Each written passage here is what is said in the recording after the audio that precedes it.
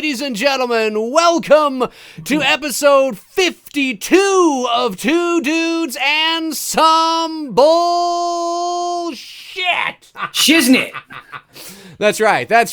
My name is Dave McRae. The guy next to me is Tony Michael. There is Am I to the left or to the right? The left. I'll just scarecrow it. Yeah. I'll just scarecrow it. Whatever it is there. Yeah, that's going on. Yeah, there was a bit of a delay there. I don't know. I think our feed is like 20. I think there's like a 20-second delay or something like that. It's really strange tonight for some strange reason. But nonetheless, we are here. We're live. I'm not going to tinker around with it because you know how finicky Wirecast can be. As long as we are broadcasting, then that is all that matters at the end of the day. We are on a delay because I'm watching the live stream now, and that was like 30 seconds ago, and it's just doing that shit now. Yes, that's what I'm talking about. So there is a bit of a delay, and you're sort of hiccuping at times a little bit, but we'll see how the stream goes and see how it moves along. Check. Is that better? That does sound good. Yeah, that does sound good. Nonetheless, we're live. That's all that matters. But usually when Tony and I are live, there's about a 7-second delay. Tonight, it looks like there's like 20 seconds for some reason. I haven't changed the settings, so I don't know why it's doing that. But nonetheless, like I said, hey, we're live. Episode 52 of Two Dudes and Some Bullshit. And what I mean by a delay is that by the time you're hearing this, we're already actually in real time 20 seconds ahead. We're in the future, really. Episode 52. Tonight, Tony and I are watching Friday the 13th, 1980. The original, the OG Friday the 13th. Tony, this is where it all began in the world of Jason Voorhees. And how do you feel about this movie? What are your thoughts on this movie before we dive right into it? Yeah, not only was it the introduction to Jason Voorhees, but it was also the introduction to Kevin Bacon's Little Chubby.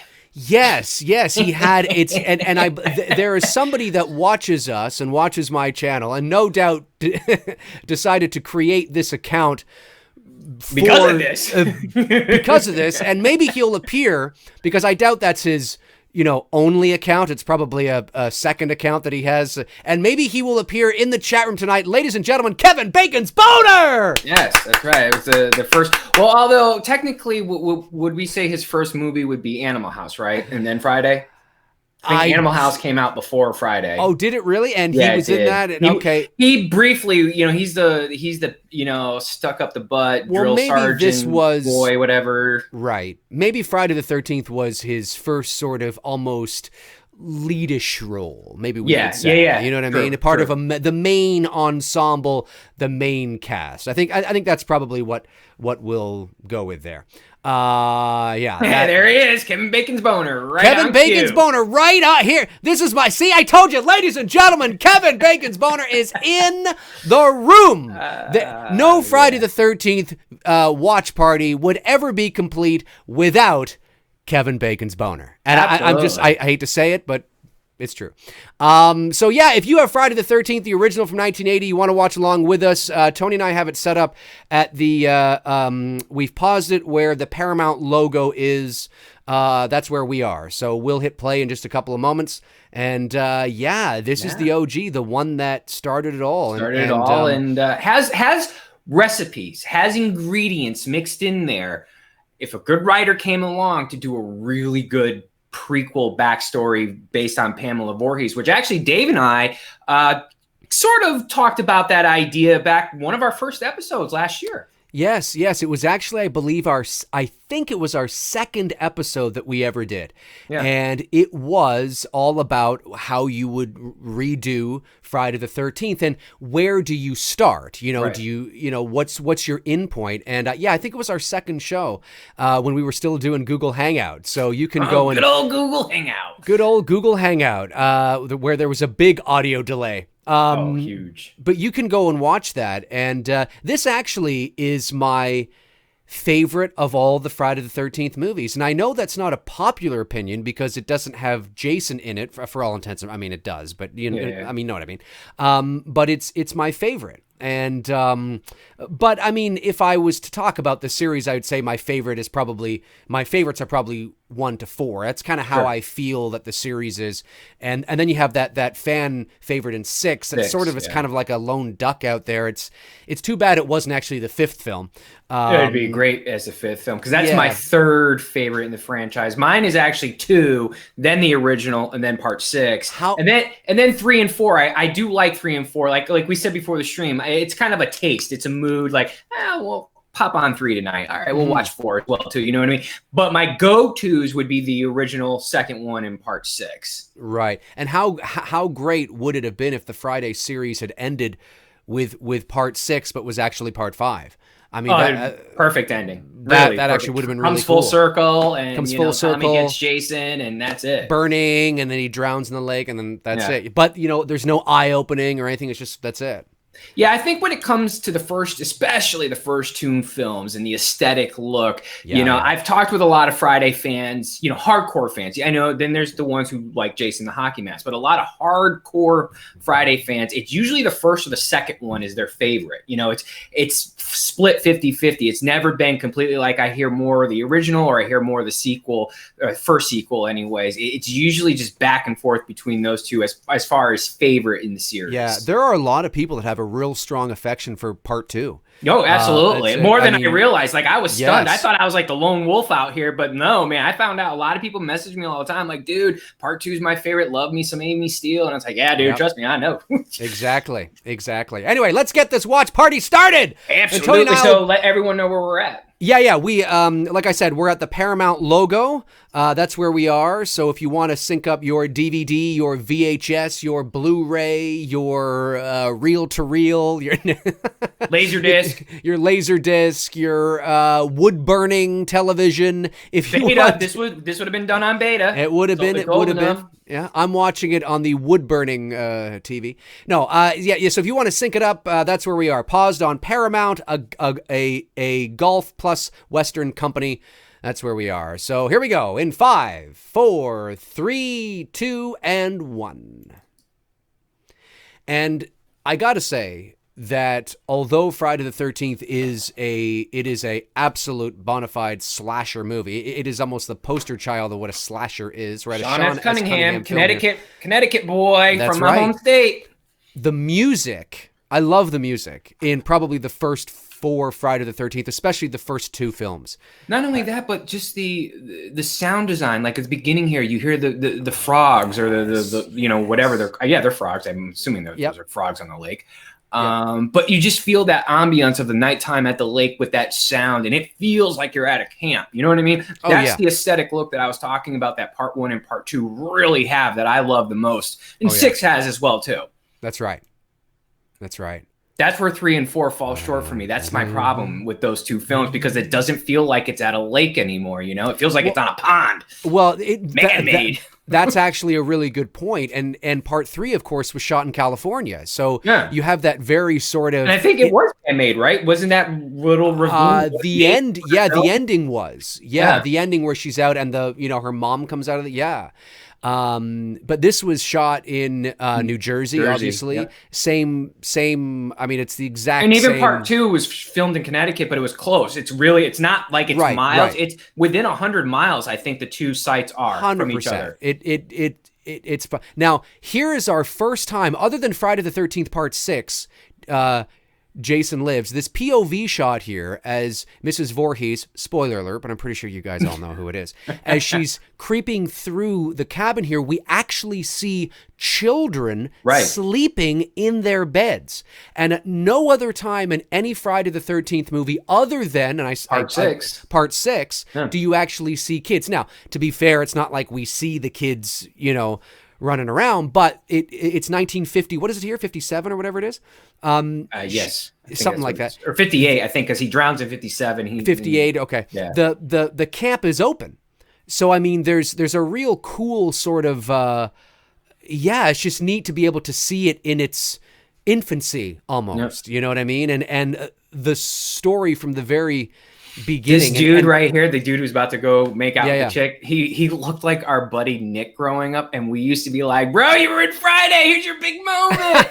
I mean, literally to a T. He was just that kind of he looks totally different now, but during the awkward teen phase, he had the big ears with kind of the comb over hairdo. His mom always dressed him kind of in that somewhat nerdy way. And then by the time he hit high school and puberty caught up to him, he got a little bit cooler looking. But man, those 8th, 7th grade year, he looked just like this dude. And we used to pick on him all the time. That's hilarious. Nick, if you're watching, awesome. What's up, dude? I gotta say, we've passed it now, but when the POV, like when she comes into the cabin and you see the kids, like that's some of the, and that's the first time we ever hear it, but that, or depending on how you want to look at it, it really is kill mama, or kill mama. But 100%. But it's just so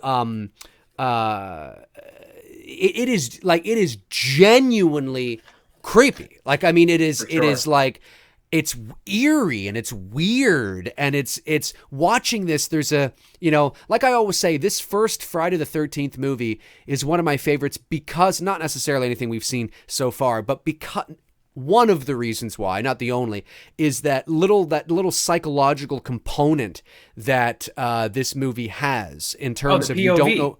Yeah, well, that, but you don't know who the killer is. Yeah. They execute the POV several times throughout this film very well. A ton of times, and very well. You're absolutely right.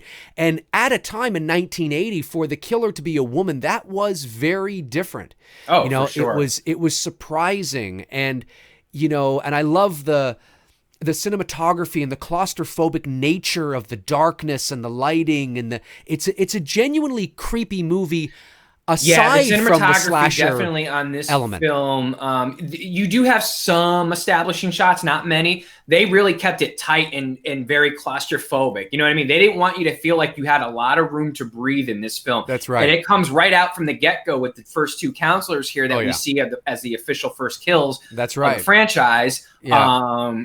Not counting Jason. I know he was I get it. People are gonna no, but actually see but you know what I'm saying. The on-screen kills here. I like that. I liked how they obviously, utilized Cundy's idea from Halloween in the POV, and they took it to another level. Like, hey guys, you could actually film it the entire POV perspective for almost a whole movie. With the killer, POV point of view.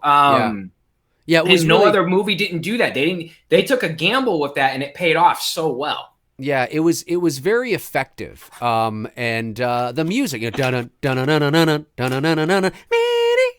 you know what made it effective? It's great. It's great. It's the wobbliness. You know what I mean? It wasn't a steady cam. It was. You're talking about the POV. That's what really made it a very effective, because it seems very jarred at times, especially even like little things like when she picks up Alice in the Jeep. Here shortly. Those types of things. Yeah.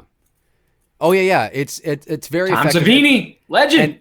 And there's nothing that Harry. If you were watching this for the first time, you would not know that it was a woman. You wouldn't know. They've done a really good job at masking that. No pun intended. Super chat comes in from Aaron Keller. Says, TD, did you guys see the petition for Paul Bailey? The petition for Paul Bailey. No. Is that the guy that is... I think I know who he's talking about. He's talking about, there's this guy online who designed his own makeup effects for Freddy Krueger and prosthetics and everything. And it looks very similar to the way he looked in A Nightmare on Elm Street 2. And it looks great. He's done a really, really good job.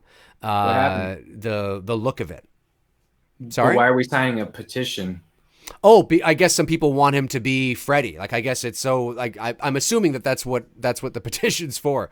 But he looks good. He looks really good. Yeah, if you YouTube Paul Bailey, Freddy, I think someone comes tagged up. me in his photos on Instagram. He looks really good. I think I've seen it. Yeah, it's cool. Definitely. Definitely done a really good job. Yeah. Right? Yeah, and he put it on himself and things like that. And he's, he looks great. He looks good. What I wouldn't give to have grown up in this time frame, because the aesthetic look and everything, like, and just to document it and photograph it. Oh no, I know. We were too young. We were 1 year old in 1980. True. I you don't see much of that anymore. The old, small town Americana. Even though I certainly go out there and look for it. You know, when you look at my photos on Instagram, Right. I certainly look for this type of vibe and feel, and I love it. Yeah, it's great. There's a lot of that little payphone there. I know. This is in New Jersey. This is actually a little bit of ways from the camp, though. It is. This it is. is. Isn't this? What is this place? Let me see here. Super chats. Nick P was here. Says Joker is a very well-made movie. Yeah, Joker's great. All this old diner. I wonder if he's going to get snubbed for how he responded This at the woman looks Golden like Globes. Oh yeah, I think he's going to win it. Actually, I think he's going to win it. I totally support what he did at the Goldens too. When you look at the Friday the 13th series as a whole, it's a very, I mean, it's a, you know, they're not, they're very standard cookie cutter films. There's not a lot of layers to the Friday the 13th movies. When you look at Elm Street, even the ones that I don't like Freddy's Dead or, you know, Dream Child or like whatever the case is, because you're dealing in the world of dreams, there is a lot of creativity. Oh, there's Ralph. You're doomed. There's Ralph. You're doomed. You should also give everyone a heads up here too, because the idea that me and Dave talked about for how you would restart this franchise is actually coming up here. The dialogue between him and Alice, when he talks about the backstory of everything that happened at the campground. Right. This is where I got my idea for that video that we did last year. Was lot of this, because you could totally use that narrative and explore on that and expand on that more. I don't know if you wanted to talk during it or just kind of listen to the dialogue so people can kind of get the idea of what we were talking about. For sure. No, you're bang on. But the Friday series is, you know, if you compare the big three, Halloween, Elm Street, and Friday is the one that's, you know, pretty cookie cutter, run of the mill, surface level. It's very surface level. Whereas Elm Street, of course, has the subconscious and the dream and, you know, the different layers that way that you can read into certain symbolism throughout the films. And Halloween, of course, that became a little run of the mill later on. But I can understand why people look at the Friday series as a whole as sort of just, you know, I get it. But this first movie was interesting. I mean, it was like a whodunit, and I always like a good whodunit. It's dated now, of course, but sure. But you're right. This dialogue exchange between these two, yeah.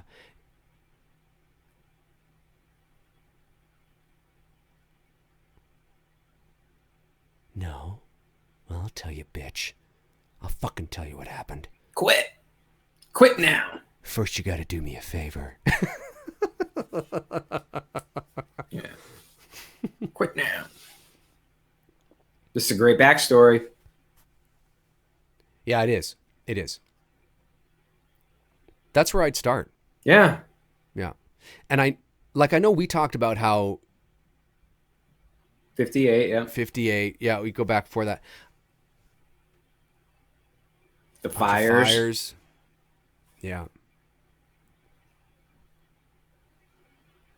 See, there's a lot of great stuff. Yeah, so like that whole like dialogue exchange, you can almost merge that together. Like, you know, we talked about is, you know, you can have them reopening up after the murders in 58. They're going to reopen again in 62. Right. And you have this whole epic thing go down in 62, you know, people getting sick from the water poisoning. And then like, at the very, very end, you just light the fucking campground up. You know what I mean? That's right. Yeah, no, there's like, I understand that going back, you know, I get that Jason is the brand of the franchise, and to make a Friday the 13th without Jason as we know it, in terms, I understand is a risk, but I just think that, you know, and again, I'm always thinking from an artistic standpoint as well, and you know, I'm not necessarily a studio executive. Hope New Jersey standpoint. Hope New Jersey, yeah. And you know, I understand that if you want to make money and sure money, you would include Jason, but I just think there's so much untapped potential to start from the very beginning and really really nurture the story, and so it's earned, so that when Jason finally makes his appearance in, like, you know, part 2 or something like that, it feels really special. because you've been waiting for that moment. And the first installment it's like a remake of this movie, but you go back even further, and you really build up to that. I thought it was a great idea. Oh, there he is, Mr. Footloose, Mr. Boner. Mr. Boner, ladies and gentlemen. This movie was good too. So yeah, absolutely. They took care of Kevin. That's for damn sure. Jiron the Man says, do you guys happen to know the name of the song at the beginning of the movie when the girl walks into the convenience store after she plays with the dog? I don't, but it would be in the end credits. I don't know. I could grab my sound. No, that's not any of the music. That's just the Harry Manfredini score. Okay. Yeah, go to the... So like this cowboy music that's playing in background right now, that's not on this soundtrack. Yeah, no. No, it would be... The Film Addict, thoughts on the snake scene in the film. Do you think it's unnecessary? I'm going to flip that back on you. Put your mindset in 1980 filmmaking. People wouldn't have thought about this stuff back then like they do today and bring up that stuff. And I know people get all outraged because it was a real snake, but... Back in the 1980s, no one would have said anything. No one would have cared. And they wouldn't have had the thought process to think that in the future people would be offended by it. That's true. And although I will say that I do think it is unnecessary to have killed, even in 1980, I think it was unnecessary to kill a real snake. I think because, rubber snakes existed back then. You can certainly... Could certainly use a fake one for the chopping. Not necessarily. But they weren't thinking of it. You know what I mean? No, they weren't. They weren't. Guerrilla filmmaking and the moment. They did. That's right. Know? And you know what? I got to say this. It's sad, but it's true. Is that, and not that I'm not saying it's right, because I think no matter if you're a lizard, a reptile, or a cuddly bear, I think, we should preserve and protect as many animals as we can, obviously. But let's face it, the cute cuddly ones get priority. Nobody's worried about, snakes and lizards and spiders, right? Let's save the spiders. You don't fucking hear that, do you? No. Let's save, the cats and the dogs and the cute cuddly. And I get it. They look cuddly. They look cute. We're like, oh, look how cute he is. We don't really see that with a snake. You know what I mean? Depending on who you are, of course. But, and I think that, you got to think of that back then. They were probably just like, it's a fucking snake, and it's sad. Well, we didn't hear anything about it and people weren't talking. No, that's right. Generation. You know what I mean? No one thought about this growing up when we watched this film. I never had conversations about it. No, it wasn't until the I'm offended era in the last 5 years that people are like, the fucking snake. I'm like, oh, Jesus Christ, man. But I do agree. I think it is unnecessary to have done that. I think you could have, you get a snake that slithers. Well, I guess my thing is like, we can't go back and change it. It's there. No. It's there. It's like, it's done. It's like, it's there. I'm just saying from a production standpoint, they could have used a real snake to show it, slithering, and then used a fake one for the chopping. Now, I mean, that's all you had to do. But yeah, it is unfortunate, but it is what it is. It's true. Aaron Click says, it does anger me that they killed a real snake. I always skip that part. Well, hey, that's okay. Hans Gruber says, are we past the snake killing? No, we're not. We're not close to it. We'll never be, dude. I feel your pain though. Let's see here. Jason Looper says, hey Dave, I arrived late to the stream. So sorry if somebody's already asked you this, but do you have any thoughts on the 2009 Friday the 13th remake? Do I have any thoughts on it? Not really. I watched it. I think I've only seen it once or twice in my life. I like the idea. I hate the execution of it. You know what I mean? I like the concept of what they were trying to do. I just don't think it was executed properly. Like, I felt like I was getting 2009's Abercrombie and Fitch, Dawson's Creek, fucking Friday the 13th. You know what I mean? Like, that's really what I fucking got, like, how I watched that film. Like, you know what I mean? Like, I didn't feel like, when you watch these, the first two Fridays, you feel like you're really kind of connected with these counselors. You know what I mean? They do feel like they're everyday people. They didn't feel like they stepped right out of an Abercrombie fucking catalog. You know what I mean? Whereas like in the 2009 film, that's what I felt like I was watching. And it took me right out of the fucking movie. Well, I think when we're going back to films like when you want to make a Friday the 13th or a Halloween or an Elm Street, I think it's so important that the 2009 Friday was, it was fine. I mean, I don't hate it, but it doesn't, I'm not like, I didn't think it was amazing or anything like that. I didn't think it was like, oh, it's fucking great. Or I let's put it this way. I've seen it, I think, once, maybe twice, and that was it. And I probably haven't seen it in about 8 or 9 years. So it's not a movie that affected me in any way. It's pretty much what I thought it was going to be, a modern slasher, big, brooding take on, and it was what it was. But they never made another one because although it did well opening weekend, it plummeted after that. And they could never figure out where to go. And then, of course, the rights wound up where it was and all that kind of jazz. But I mean, yeah, there's little things in there that I guess are okay, but it's not a film that affected me in any way.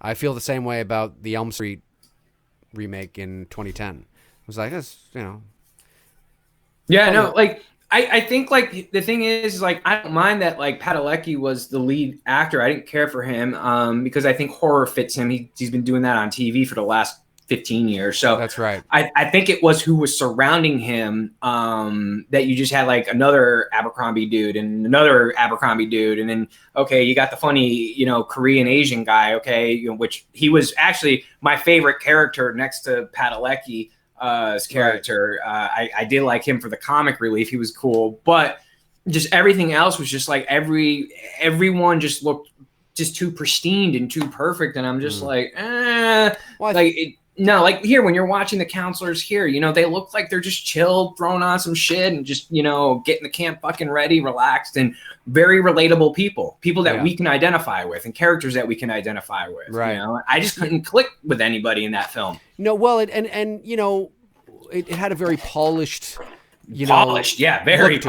You know what I mean? It was like, and I everybody think, had like a perfect tan and shit, I mean, we got to see Willa's boobs, which I appreciate, but sure. Yeah. But I think when you're making a remake to a film like Friday or Elm Street, again, a lot of these movies, what a lot of people don't or forget, that a lot of these movies that we loved growing up, the slasher genre, at its true core, the true heart of a slasher film is it's a B movie. Now, there are some slasher movies that are more B movie than others that might be entering C territory, but at its core, the slasher genre is a B horror movie. Yeah. Or with the rarities that you get like Halloween and Psycho. Yeah, which in some respects isn't really even a slasher per se. It's more of a psychological thriller, right? But I mean, the bona fide slasher movie like a Friday or even Elm Street is slasher to a point, but Chainsaw. They all have. There's a little sign. There it is. I just discovered that last year for the first time. That damn little sign that's hanging on my back is in this film because I always thought it was the big one. Oh, and then, like, for the first time after seeing this movie for like 30 freaking years, I'm like, wait a second. I rewound it and paused it. Yeah. Holy shit, the little sign. Yeah, that's awesome. Because I only thought it was in the sequel. Yeah. But yeah, so when you part of the feel and look and identity of these movies and charm of these movies are their low budget, independent vibe and feel to them. And when I say low budget, I don't mean no budget amateur. That's not what I'm talking about. I'm talking about the reliance on, practical, on location, when they color grade, they don't of course, it was shot on film. Things today are shot digitally. But I would love to see we've moved away from this type of filmmaking.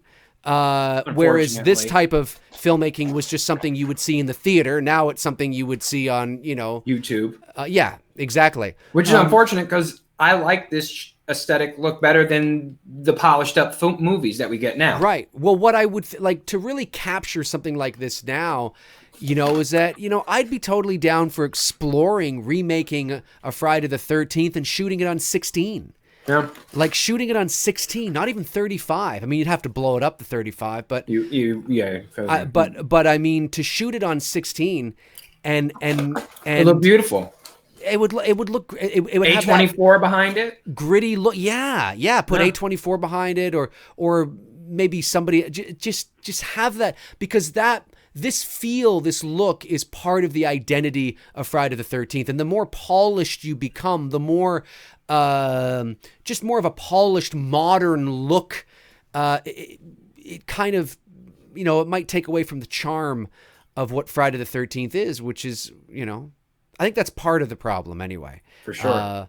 I think Elm Street should be the same thing. I think Elm Street should be a low budget $5 million picture from like A24 or something, where it has a visual look and feel of like a Hereditary, or something where it's got that feel and vibe to it. You know what I mean? It's really scary, but it's got that independent sort of, that's where I think those films need to live, because I think when you make them glitzy and big and huge and I don't know, it's too big for its own good, I think, in some way. For sure.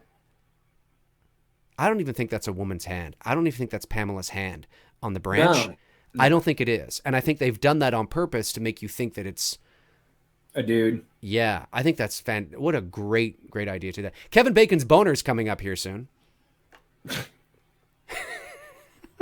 Who says that? I say that. I say that. I say it. With old Kevin Bacon's boner. Kevin Bacon's boner, ladies and gentlemen. Kevin Bacon's boner. It's episode 52 of Two Dudes and Some Bullshit. We're watching Friday the 13th, the original from 1980, live. Hard to believe we're at episode 52 already, Tony. Holy snapping crap. Man, I know. Time flies, especially when you're having fun. What were you munching on there? Popcorn. Ooh, just plain popcorn? Buttered popcorn?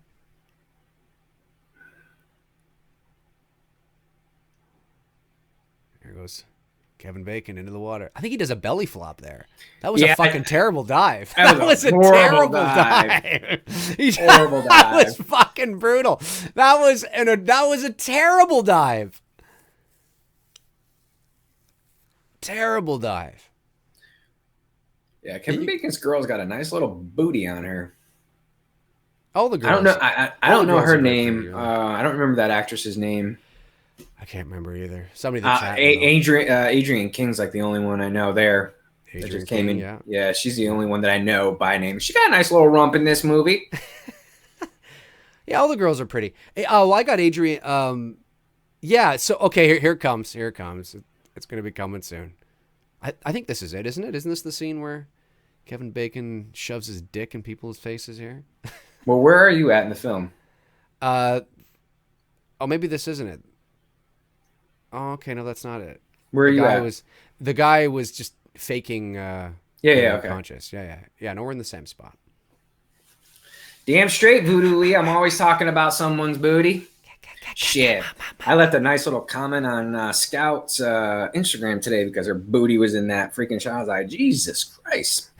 I will say this. Look, Somebody get Tony an ass. Listen, Jamie Lee may be the definitive Lori, but when it comes to sexiness, I'm sorry, Scout is 100 times better looking than Jamie Lee. There's the snake. Okay, the snake part is coming, folks. If you don't want to see this, then turn away now. Of course, it's not quite there yet, and I was wrong that Kevin Bacon's boner is not there yet. It's coming soon. It's coming soon. What do we got? We got Voodoo Lee says Tony is always talking about someone's been. Oh yeah, yes he is. He talks about mine. No. Let me see here. DMT Infinity says, Dave, my man, I have a question for you. Is a friendship still ruined by Halloween? Also, is that tree still harassing you?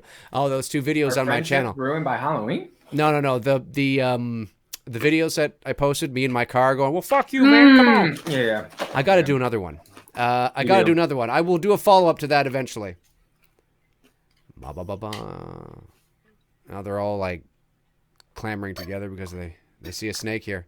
Let me see. Zach Axel says, I've heard people say that Palpatine returning Chief Vader's redemption. I personally don't think it does because I understood the reason for it, but I was wondering what your thoughts are. Oh, Zach, go watch my Rise of Skywalker videos and you'll I love how Kevin Bacon just macho man elbow smashes the bed. I'm like, I don't even know what he was attempting to accomplish.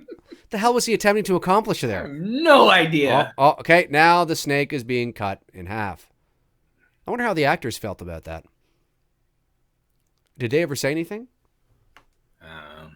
Like I said, there's bigger things in life to worry about than a snake being killed in Friday the 13th. Oh, I agree. I'm just saying. I'm just curious. No, I don't. I mean, I don't know, but this dude, I liked how they paused for a moment and he scratches himself with the machete, making you think, is he? Is he possibly the killer? Right. Because he looks at it almost as if he enjoyed it. You know what I mean? Yeah, that's actually a very good point. Of course, you'd never see this in movies nowadays. Guy with a headdress. No. God, no. You'd never see that. No, not a white dude anyways. No, that's right. We used to do that. I used to do that as kids. No, when I was a kid, I was a Native American. I made sure I did the correct pronoun, okay, for Halloween one year. Yeah. Yeah. Kevin Footloose baking himself. Look at this cop. Look at this low budget cop outfit in a small town. It's just like a jacket. Barney Pfeiffer. Like a dollar store badge. It's a jacket with a dollar store badge.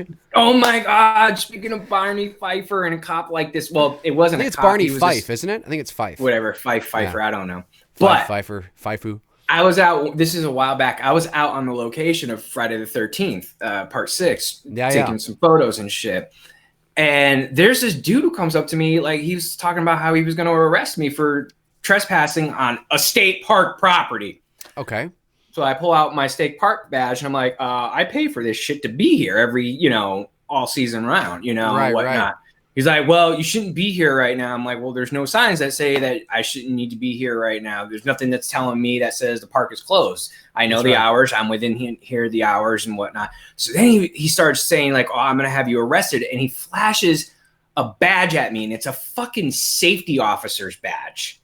Like he's not even at mall cop level. He's he's not even at park ranger level. He's at a fucking safety officer. I'm like, dude, I started like citizens arrest level. So hard at him. And my buddy who was dressed up as Jason was looking at me. He's like, what's funny, dude? I'm like, he's flashing a safety officer's badge at me, telling me he's going to arrest me. What was his issue? I just told him to ease up, fucking Smokey, and we'll move. Get out of it. What was his issue? He was, dude, when you get out to the country area, sometimes people like to, get their authority. And he got his little safety badge and, he wanted to make sure I knew who the boss was until I basically told him to fuck off and started laughing at him. Yeah. For showing me his I'm just curious where his mental, I mean, if you're allowed to be there and you're there when park hours are open, then what the fuck's his issue? Like, fuck off. Some idiots are like that, man. Yeah. Especially when they're given a badge. To me, I think he was probably in his stuff. There's Crazy Ralph. Oh, you're all doomed. Like, what the fuck was Ralph? Now, think about this. What was he doing in the pantry? Was he in the pantry just waiting for somebody to open the door? Or was he in there actually eating beans? Maybe. Or is he the killer? Again, another misdirect. Right, exactly. Oh, it's 100% misdirect. 100%. I'm just thinking about it. Maybe he was in there eating some beans. And maybe fucking Allison ruined it, and he's like, I want to eat beans. You're all doomed. Because he's talking about farting or something. I don't know. Holly Klein says, I heard this actor had no idea how to ride a motorcycle. Oh, maybe that's true. The cop and the motorcycle. Yeah, maybe. I could totally believe that. I was just saying how Ralph is such a great character actor, and the actor's a really good character actor, too. That's right. Michelle Lars says, who's your favorite first crush, Dave? My first crush. Let me see here. I was a bit of a late bloomer when it came to girls because I was so into like movies and hockey and did my own thing. And then of course she wouldn't have been maybe my first celebrity crush might have been Jennifer Love Hewitt. I mean, I always thought girls were pretty before that, but I didn't really get into girls probably until I was about 13. And you were 3 years after me. Yeah, I always thought they were pretty and stuff, but I was so into like movies and I was playing sports and I always thought they were pretty, but I didn't really take notice until, biology took over and was like, yeah, you have no choice now. Like, not me, man. When I was 10, Halloween 4, saw Danielle Harris. Yeah, see, within a week, I started dating a girl at my school, girlfriend, 10-year-old girlfriend. You're now my girlfriend who looked just like Danielle Harris. Yeah. Literally dark hair and everything like that, and that was...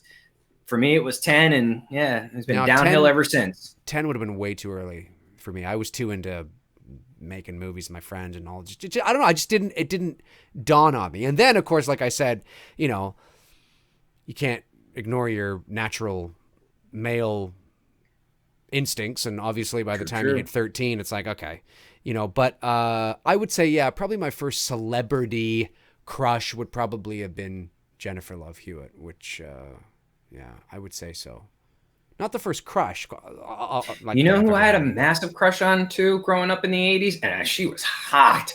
Nicole Eggert from Charles in Charge. Oh my God, man! If anyone remembers back then, you grew up back then. Oh my God, she was hot. That was the only reason why I watched that show. I'm not a Scott Baio fan, but man, Nicole Eggert. Whew, there's always room for Baio. There's always some room for Chachi. There's always room for Chachi.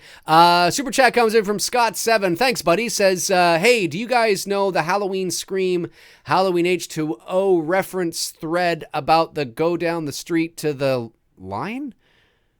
No. Go down the street to the Mackenzie's house? Go down the street to the Mackenzie's house? Wasn't that I think that was reused again in one Scream? of those in Scream, right? Something about it or whatever. Okay. Yeah.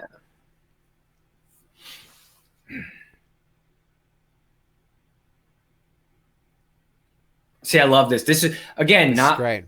The establishing shot. They don't do this that much, but again, but they show the guy it's again. A cool pull back, pull focus into this guy here, and he's the guy that killed the snake.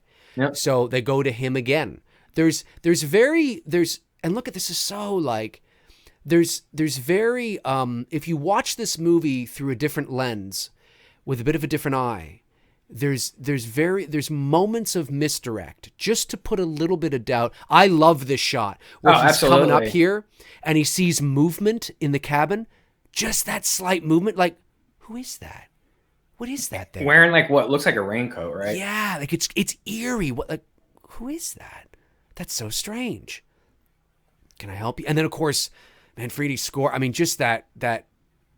And I love that score or that soundtrack. Loon, yeah. Oh my God. Like it's genuinely eerie. And the time of day, it's that twilight time of day, right? Yep. You know, it's genuinely eerie. And they're in the middle of nowhere. There's just the four of them. I mean, even Mr. Christie is alluded to potentially being a suspect until he says, oh, it's you. And then obviously he's killed. And like this here with Kevin Bacon and his girlfriend, you know, like what I didn't like what Friday the 13th evolved to was those set lights that you would see, you know, that didn't look natural. You know, you see like how the woods drop off into blackness behind them. Right. You totally can tell they're shooting at, you know, sunset. Yeah. Now, was the lightning real? Probably not. That was probably artificial lighting. No, you can tell because it's only lighting his face. Right. So, the overall tone, it looks real, whereas it evolved, you know, like in part 7 is like horrible with it, where they're walking through the woods and the lights are like, dude, the moon is not lighting up the woods that much, okay? No, and I just hated that look. With them, part 3 does that too. 100%. And with them sitting here, they might have, I'm no doubt they would have a light, maybe a bit of bounce, but it feels very natural. Where the light falls, where the light and shadow naturally falls on them and behind them. It feels really natural. And you don't get that a lot nowadays. You still get it, but not a lot. See the lightning, how it's just illuminating them, you know, but you buy it, you know, low budget, you buy it, sure, you know. I love that shot. And I love that it's not very long, very quick. And now you're starting to see the kind of the pace change, the water starting to move, the water, you know, a little bit. So it's changing the tone of the move. You know what I mean? Now we're like, okay, it's going to start going down. That's right. I love how, the water is, and of course they would have no, I mean, that was all practical. So I assume they lucked out with a windy evening. They were probably like, whoa, we got to get this. Exactly. Fuck, shoot that. That's great. Here, Cunningham going, keep rolling. That's right. Because that's how you do it. You know, when you notice something like that, you're like, just keep doing it. Filmatic. Would you rather watch Halloween 5 or Friday Part 8? If I had to choose between the two, it'd probably be Halloween 5. Yeah, same here. I'm not a fan of Jason Takes Manhattan at all. It's such a garbage film. Other than the promotional photos are actually cool looking. That's it, with him slicing through New York, the I Heart New York. Yeah. That's a cool photo, but the movie, no, I wouldn't sit. Any day I would watch Halloween 5 over that. That's right. Kevin about to tap, tap, tap, tap, tap, Did tap. we miss the Kevin Bacon's boner thing then? I don't know. I guess we missed it. I don't remember seeing it. I think we missed it. Because he's about to die here soon. So yeah, and Patrick Hartnett, I agree. H5 for the ladies. Yeah, Ellie was looking good, even though she was off early on. She looked great in that. As much as I don't like the character Tina, the actress looked really good, and the blonde who played Sammy was fucking smoking. Yeah. Don't like the movie, but yeah, the actresses were really nice to look. Pile of crap. Aaron Click says this film does well, giving you the sense of impending doom. Yeah, it's a slow burn. You know how I like my slow burns. Executed well. Yep. Yeah, lightning's great. And it comes full circle now, like how it opened up in the film. The kids, here we are, boom, in the final act. That's right. Yeah, that's a good point. Yeah, with the guitar singing. Yeah.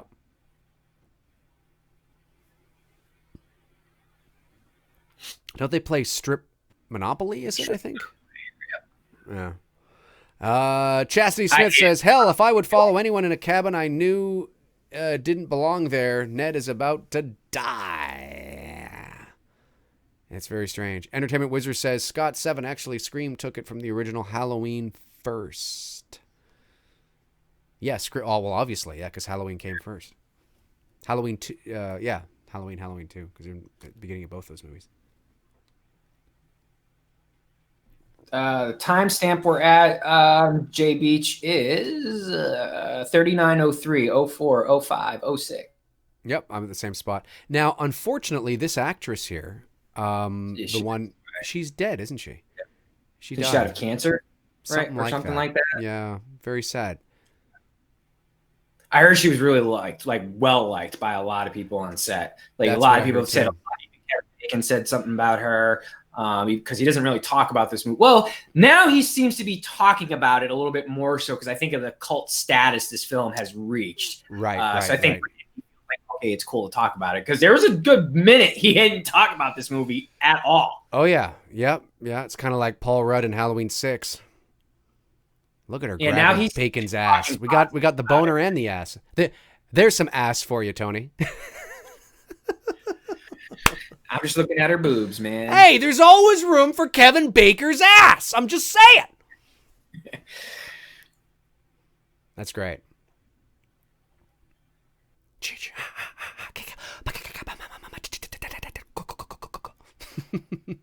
It's great stuff. Yeah, Chastity. I mean, look, how the hell did Kevin get laid without knowing Ned was right on top bunk without seeing? I mean, look, 99.9% of us would probably have seen a dead body walking in. I mean, that's where you've got to suspend your belief and play the Hollywood. Well, you justify it in the sense that some freaky shit. There was maybe a bunch of blankets on top, and he was so into this sexual rendezvous that he was about to have that he didn't look. He just didn't look. That's what ended up happening. Yo, where you going? I'm gonna be in Footloose in a couple years. Can you keep your hand on my boob so that it's not shown in the scene that much? Sure. There you go. That's right. Stephen Kennedy says, what did you like about Halloween 2018? Watch my review, buddy.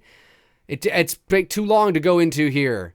My review for the movie is on my channel. It's called the Epic Halloween 2018 Review.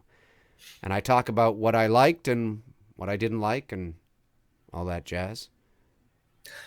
The only thing I would have done different in that scene with Kevin there laying there like that and with the one candlelight, I would have dimmed the overhead light a little bit more to give the room a little bit more of a natural look. That's the only thing. I always felt like he was a little bit had too much light on him. Gotcha. And this I would have shot from more of a level. I didn't like the look down level. It was just like someone looking down at them, like they were trying to do a POV here, and I never liked that. I always felt like it looked awkward. I would have brought it more eye level so that it evens off a little bit. It's funny you mention that because now that I look at it, it is kind of a strange angle to be shooting this. Very strange angle. I don't know what unless they wanted to fire something like on the left and right that they don't want us to see. That's the only thing I can think of, because whatever's off camera is obviously right there. Yeah. And I always thought it was just such a weird angle, and maybe because whatever's to the left and right. Poor Kev. Here he goes. He's going out, but he's going out like a champ. Totally smoking a joint after getting laid. Stab it right through his boner. No, that's not what's happening. That's not what's happening. One of my favorite kills in the franchise for sure. Is his. It's great. And I love how he's like, what the fuck? And then as quickly as he thinks that, boom, he looks up, and there it is. That's great. That's great. No, you're good. Now look. See, I like this one light. It feels natural. Yes, you know what I mean? Yes, it does. And it's the kind of darkness where you only see where your flashlight is pointed. Exactly. Like you really get that. Effective. Yeah, you get that claustrophobic feel. And again, and this scene I absolutely love. Well, there's this scene, and then there's the scene later on with what's her face, the girl that ended up dying. But she this is. But it's and I love how you can see the water. Yeah. You know what I mean? Like everything is lit just right. We know that they have some type of set lights there. We know that. Of course. But they dimmed it, pushed those lenses in this film big time. Oh yeah. Probably shooting at f1.2. Yeah, no, it's good. And you really like I just love the whole idea of to think that there is this woman, this 50-something-year-old woman out in this rainstorm in the middle of fucking nowhere with fucking keys to a fucking car that isn't fucking there. No, I had to go back to Planes, Trains when I said that. But she's yelling, "Help me, Mommy." It's just weird. It's creepy. It's genuinely eerie.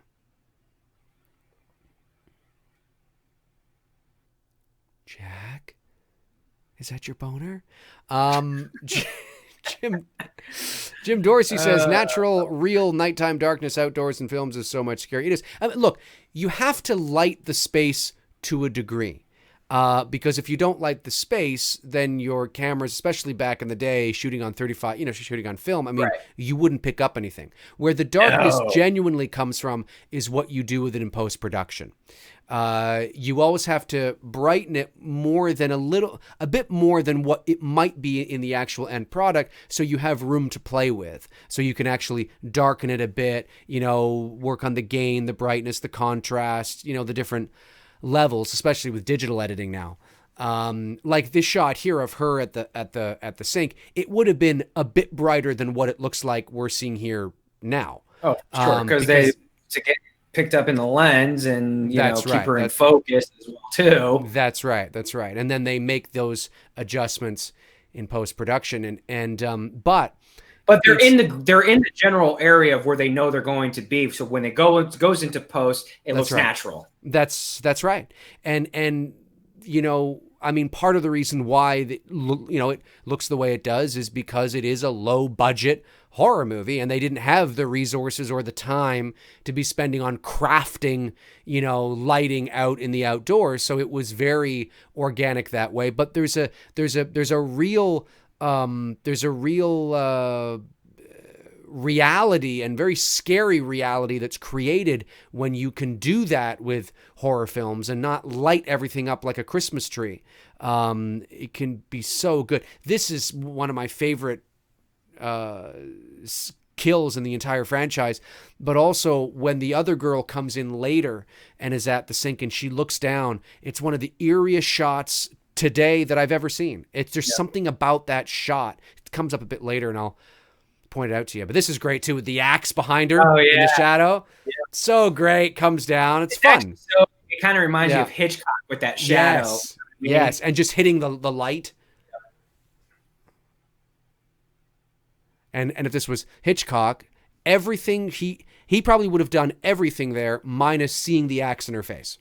Pretty much. Because that's such a Hitchcock style shot where you see the axe. When we don't see the axe, all you see is the shadow. That's right.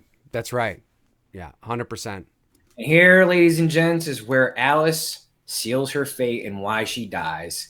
She did not follow the rules. You don't do drugs and you don't have sex. and you don't play strip Monopoly. No, I'm just kidding. David Ferguson says, Jason Knight sent you guys a super chat. Did he? How long ago was that? Oh, he did. He did. Thank you for saying that. It's a good thing you said that because I probably would have missed it. Well, I would have eventually got to it. What if the waitress at the diner where Steve Christie is waiting out the storm was Mrs. Voorhees and you got some exposition there? And thank you for the super chat. Yeah, I mean, it's always interesting that if she had appeared earlier in the movie and then you find out who she was at the end, definitely. I mean, that makes it feel a little more full circle. I would have been okay with that. Yeah, I would have been down with that. As long as she doesn't seem to appear in two places at once, too close together. You can only tell the fake rain because I can see how the rain is like moving. Oh yeah. And on the edges, if you look real close on the edges, there's no rain. You can totally see like it's so like those are the little flaws that I like looking for, in old movies. I mean, they had to work with what they had to work. Today they would have just CGI'd that shit in, you know what I mean? Oh yeah, for sure. For sure. Absolutely. Oh no.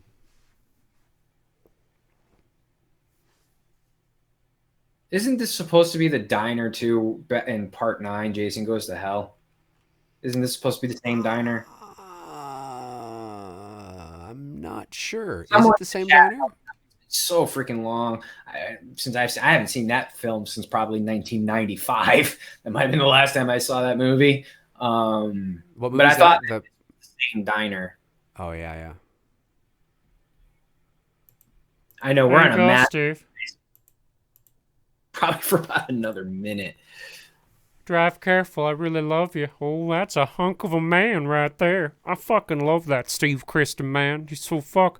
He can come eat at my diner anytime, man. The fuck, look at that. You'll fit right in. Look at that tight little fucking Christie ass. I like that Christie ass, man. That's almost what I can read on the face of that woman at the diner. She's like, I just fucking love that Christie ass. Just so amazing.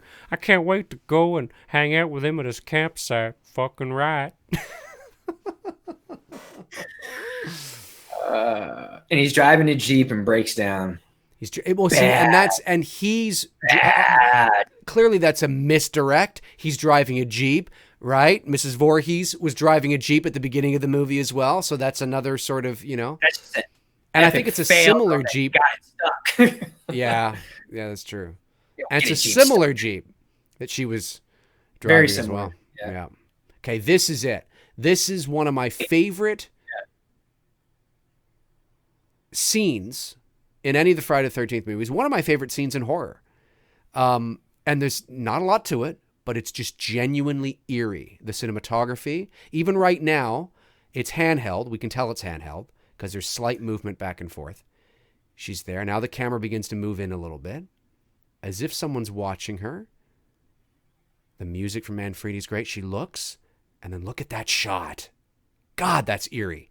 So eerie that stall at the very end with just that single light above it and the curtain open. It's genuinely eerie. She's brushing her teeth. The camera begins to move up on her very slowly as if a presence is moving up on her. Not necessarily the camera itself or who the camera's supposed to be, but just an unknown looming presence is just kind of there. And then now look at that shot again and just the hand comes around the corner and then moves. It's just an eerie looking, uncomfortable shot. I've always thought it was eerie. It's always gives me goosebumps like, what's down there? Who's down there? Come on, let's be honest. Like, have you ever been in a situation like that before and you kind of look and you wonder, is there someone there? And you go and look to see if there is. How many times 100%. I've done almost look at that. Look at that shot.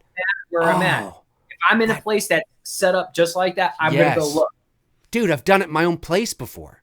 Yeah. It's just if I hear something that doesn't sound right, I always kind of peek in the shower like, okay. Yeah. Or like you see like it just what? Something's not. Yeah, and then she keeps looking down there. She looks again. Did they show it again? They show it again. That shot again. No, they don't. She just goes, oh, okay. I think they show it when she turns off the light here. Horror films. Did they show it? Shit. I'll go back to look at that. That's just so great. It's one of my there's not a lot to it.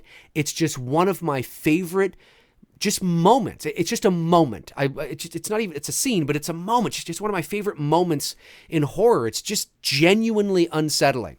Just weird. You know what I mean? It's creepy. Mr. Chris, you fucking break down? Well, my wife will take care of it. I don't know why I'm doing that now.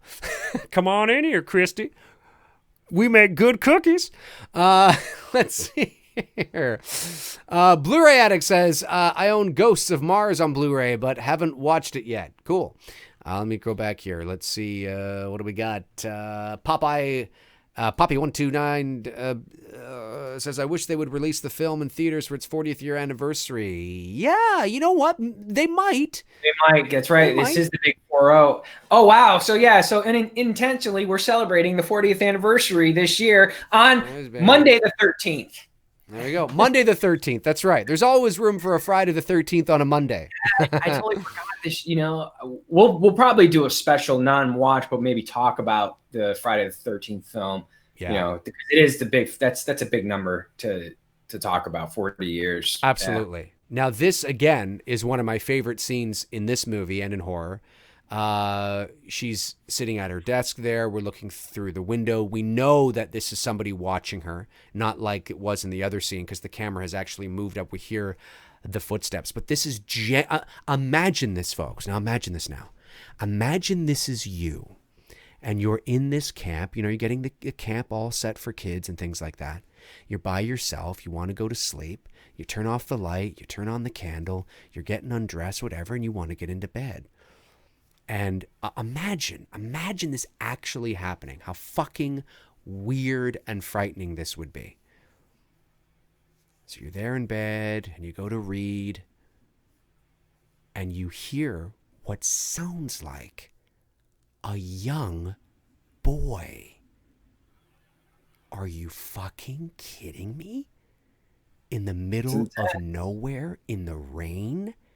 In the middle of fucking nowhere in the rain? And you're like, okay, whatever. You go back to reading your book.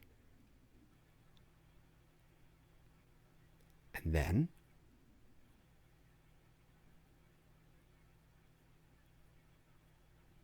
like, dude, I'm telling you, that would freak me the fuck out. I'd be like, are you... It's so eerie because it sounds like a boy. Like later on, you know, it's Mrs. Voorhees. I mean, you later find out it's her, you know, being like almost like a Norman Bates thing, right? But at this point, you'd be like, what? Is there a little kid out? How is there a little kid out in the middle of nowhere? Or is it actually? And then it screams one more time, right? Please help me. Yeah. Yeah, like listen to that. Yeah, over here, somebody please help me.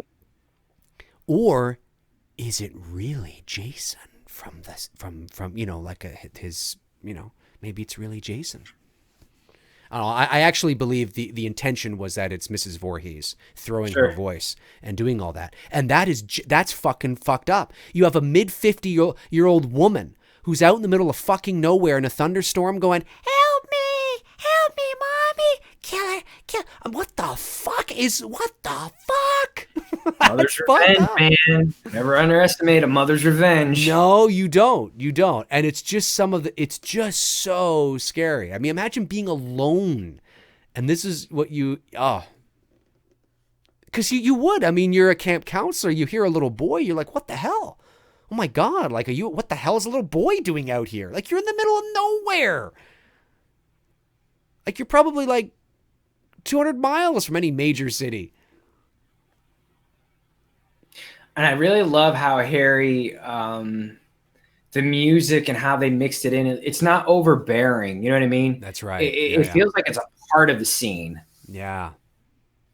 Yeah. Where sometimes the music and atmosphere sounds can overdrown a scene. It just, everything blends so well. Yeah. The rain with his music, her screaming. Yeah.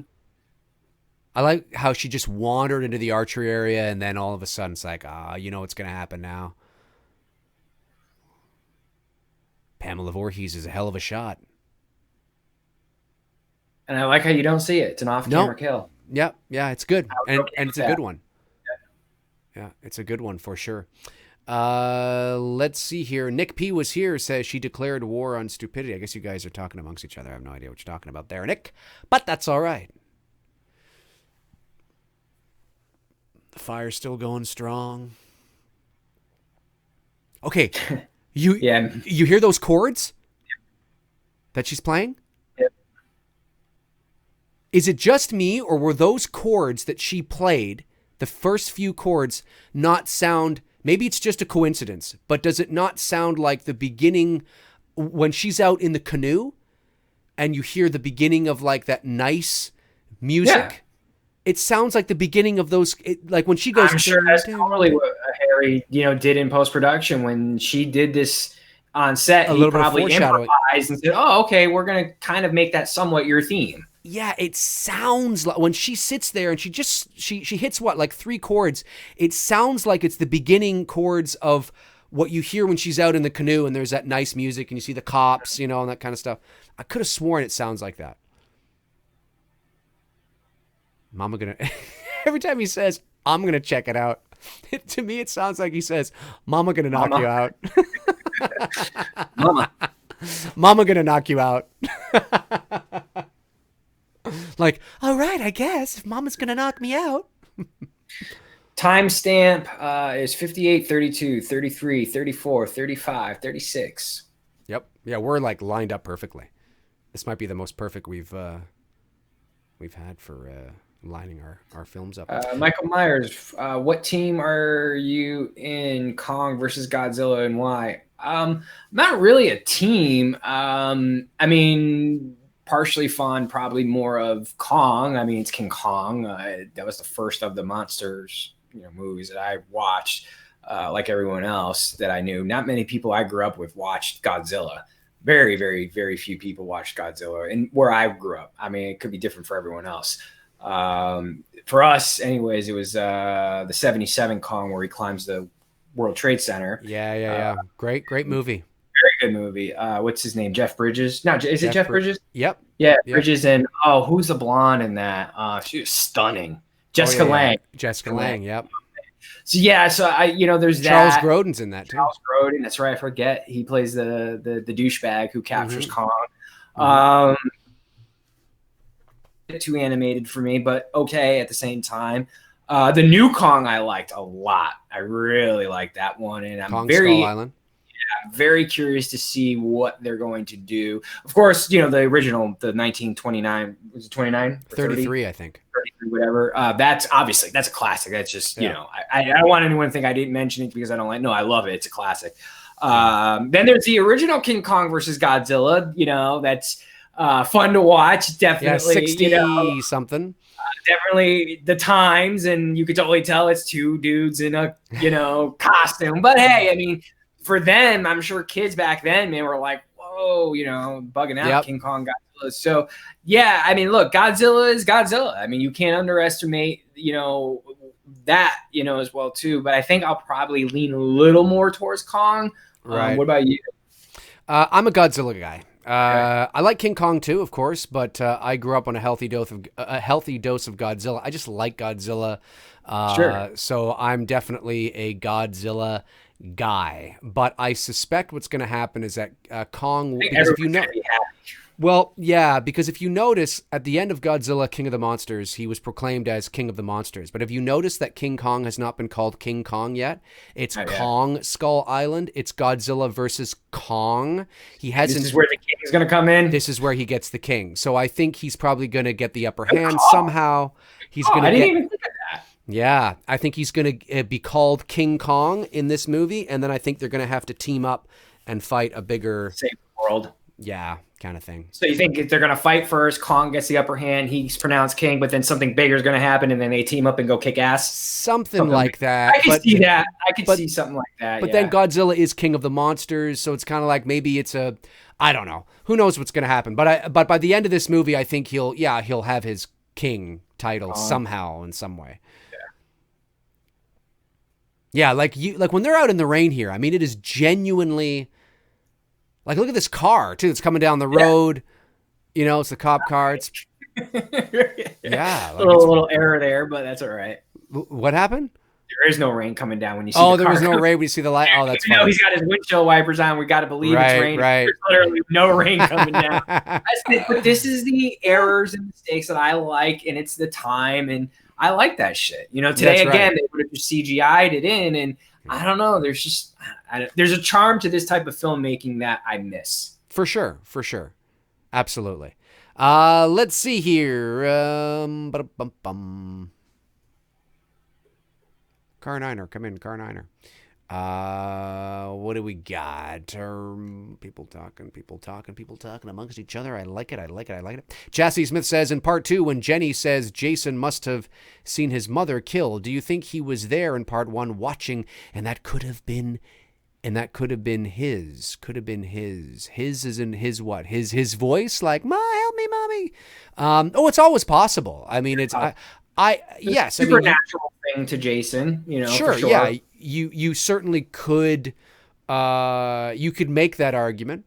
I think when they were making the movie, I think because at the end you see Betsy Palmer go, kill her, mommy, kill her, get her, mommy. I will, Jason, or whatever, you know, it's that sign. That's the only sign I thought that was, and I want to get that. I don't have that sign. Yeah, that's but I thought sign. That was the original definitive sign. I never knew that little sign was in this first film. Yeah. I only thought it was in the sequel, that's part 2. So, but I think it's dropped in. There's Mrs. Voorhees. You. When they were making this movie, I think the intent was that those voices were Mrs. Voorhees. Yeah, this is great. And this is so great because he says, oh, hi, what are you doing out here? And that signals to the audience that he knows her. Right. So, or knows him. Right. And that's why if you did a backstory movie, you have to leave it to where the town feels that, oh no, she would never do anything. It's not her. Because Steve Christie's reaction right there, his reaction is if like, oh, hey, what's up? It's like his friend. Right. You know what I mean? Right. Yeah, exactly. And yeah, it's good. There goes the power. Power is out. You just hear the elements. And I tell you what, man, you want to experience fucking blackness, go on a fucking campground. Oh, yeah. And when there's no power, dude, you'll experience some fucking blackness. But you'll see some stars that you've never seen before either, too. So kind of a trade-off. Yeah.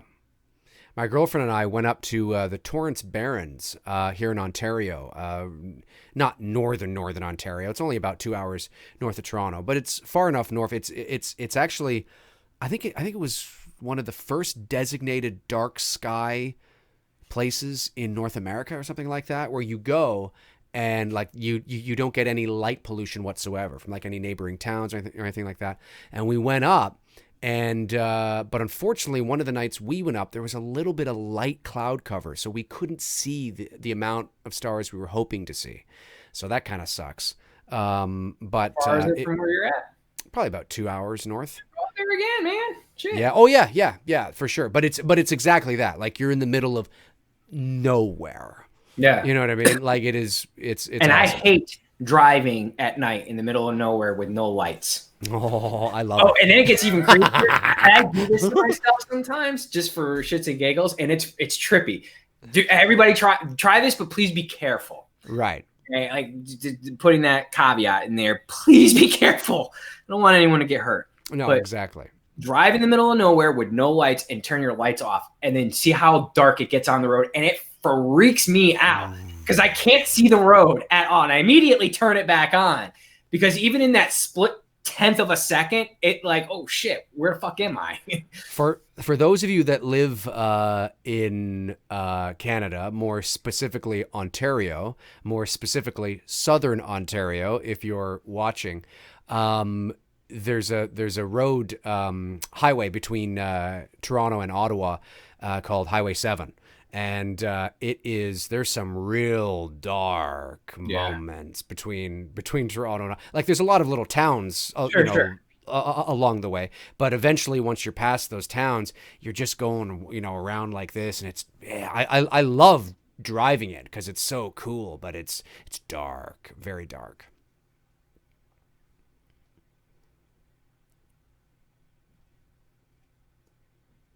I will say that there's a point, and I've always felt this way ever since I watched this movie, although it's my favorite Friday.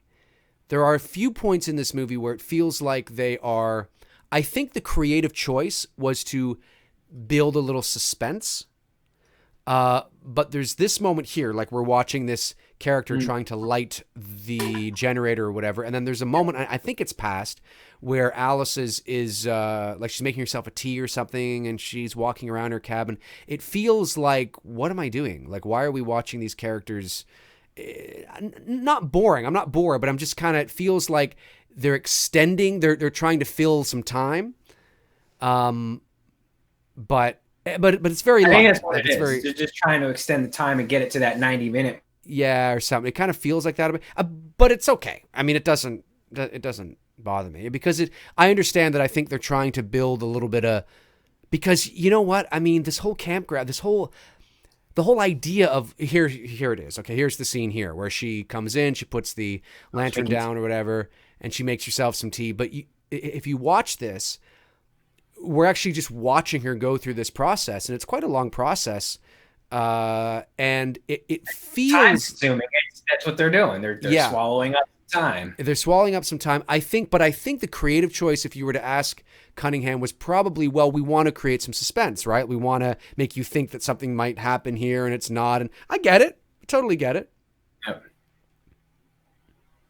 Because it's one shot too. If you notice, it's just one shot, one angle. The camera hasn't cut. And it does create a sense of suspense. I just always, when it always gets to this point, I always notice it. I'm always like, feels like they're extending this a little bit. And didn't put the lid on properly. No. And the direction was just walk around and, like you're nervous and just kind of like you're pacing a little bit. Yeah, exactly. Which fidgeting is a sign of, angst and Nancy. For sure. 100%. Dr. Splinter says it's probably not boring the first time you watch it.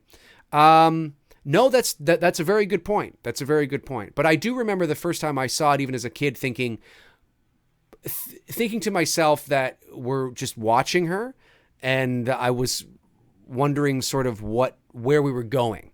But it's not a bad scene or anything like that. It does create a sense of suspense, but I'm always reminded of it when we get to it, because it's got to be at least a minute and a bit now. She's looking around. Still fidgeting, trying to create that anxious. Yeah, and it's good. It does work. Aaron Click says maybe they do it to give better rides of the layout. Better rides of the layout. Better feel of the layout. Yes, the environment is very important, although we are stuck in that one space. I think it has more to do with creating just uneasiness, just that is something going to suddenly happen, or something, just to create a sense of calm and false sense of security, I think was the creative choice. Yep. I just love how everything's so Deadshot dark. Ninja. Do you guys like Friday, or do you like Friday Part 4? I know you do, Dave. I do like Friday Part 4. That's because I'm a dead fuck. No, I like it.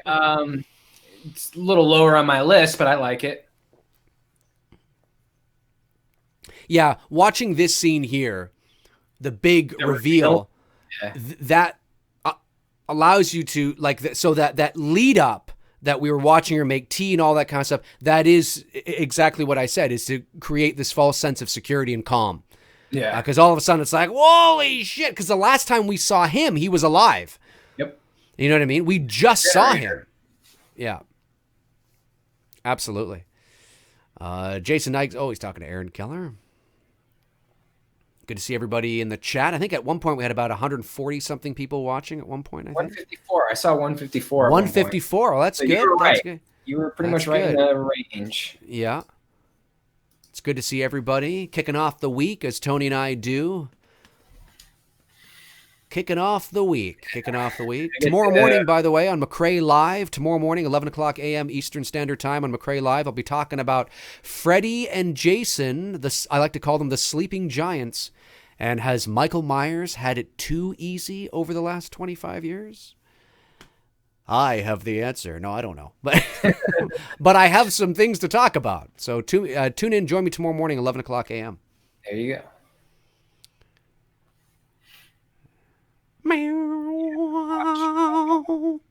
The football game after this, as soon as we go off the air. The college is having their national championship game tonight. I'm going for a late night run. You enjoy that? Do you run out? Do you do outdoor running this time of night, or do you do treadmill? No, I run on the streets. Damn, good for you. Yeah, I'm out there, man. And we had a lot of rain the other day. And now it's got shit we got. Yeah, and now it might have come up from you. And now it's gotten a bit cool again. So the rain's kind of what's been wet, a little frozen. So I just got to watch my step when I'm out there tonight.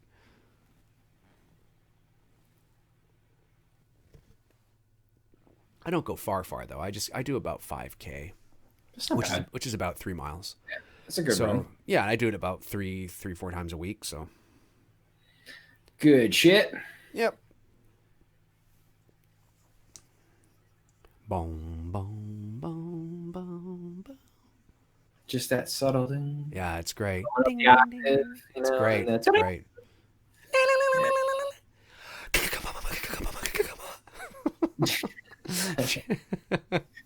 Jim Dorsey says, "Run for fun? What the hell kind of fun is that?" Yeah, I've been running. Yeah, I've been jogging since I was 16 years old. So I've been jogging for 15, 16 is when I started getting really into it and haven't stopped since. And yep, neither have I. I enjoy it. It keeps me in shape. If I get like a day missed, I hate it. Like I'll get like really antsy. Yep. I hate it. I've backed off on it. I was doing like 10 miles, but now I've dropped it down to like 6 to 8 miles. That's where good I'm though. Like, mornings. It's really good. I love it. Yeah. It's a good way to just, get the day going. That's right. I think I like jogging at night because there's nobody around. It's kind of quiet and just, all I hear is my, you know what I mean? It's just kind of, I can just get into I don't like being seen. I don't know. I'm one of those people that like to not be seen, but.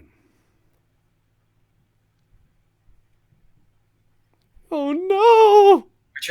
What wants to know myself. All I know is 8 miles takes me 90 minutes, between an hour and a half and an hour and 40 minutes is usually where I'm like ranging in there. So that's 8. And 5 miles I can do about 40 minutes. 6 miles I can do in about 45 minutes, 40 to 50 minutes ish. So it just varies. I only know by that because I know like when I'm starting and when I'm right. Mile. Do you time your mile? I don't, but I know it probably takes me like I'm not training for a marathon or anything like that. I'm just out jogging. Oh, there she is. Iconic. And this is voice. I'm the fucking little kid you've been hearing out in the rain. I mean,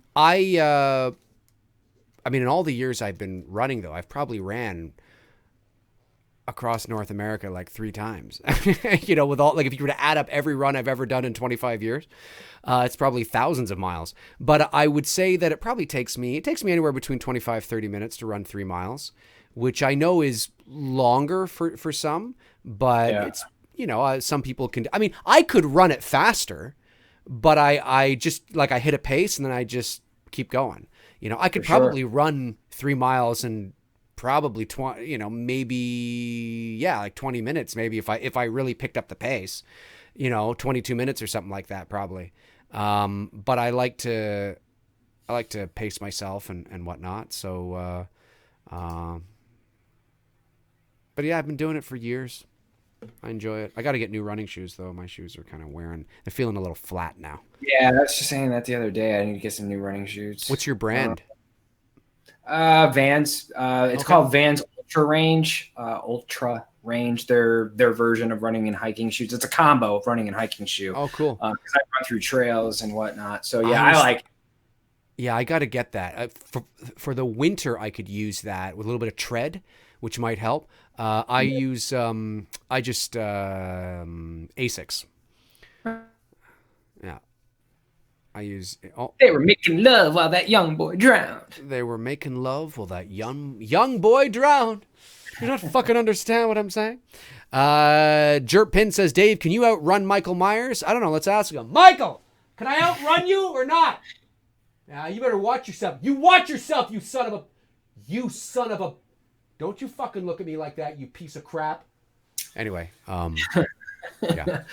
Filmatic. Hey, we told the song. I just got into Nirvana recently. Breed's a good song from Nirvana. In Bloom is one of my favorite ones to listen to. I listen to that a lot, especially on my runs. Lithium is a good one. Polly I like. You're talking about like one of my all-time favorite bands here. Rape Me is a good one.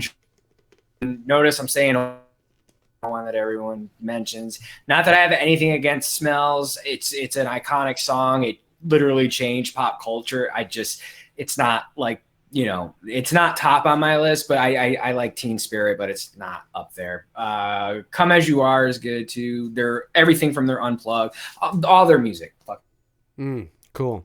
Now this is I mean, obviously, Mrs. Voorhees is now taking the time to explain who she is, why she's been doing what she's doing, and what's going on. But I think if you cast the right person, I would love to see a Friday the 13th again with Mrs. Voorhees as your main antagonist. Like you cast the right person, I'd love to see it.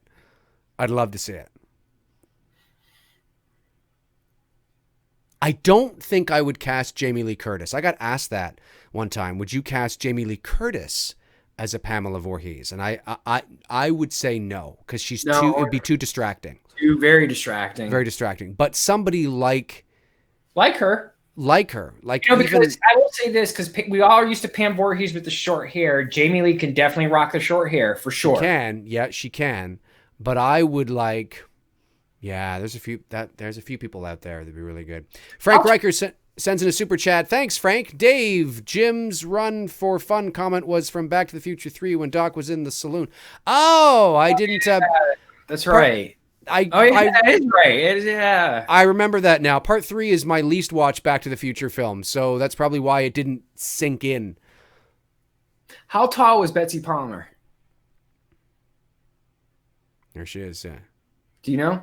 Offhand? Was she a tall woman? I don't know. Probably I don't know. I don't think she was that tall. 5'7", 5'8", maybe. I'm not sure.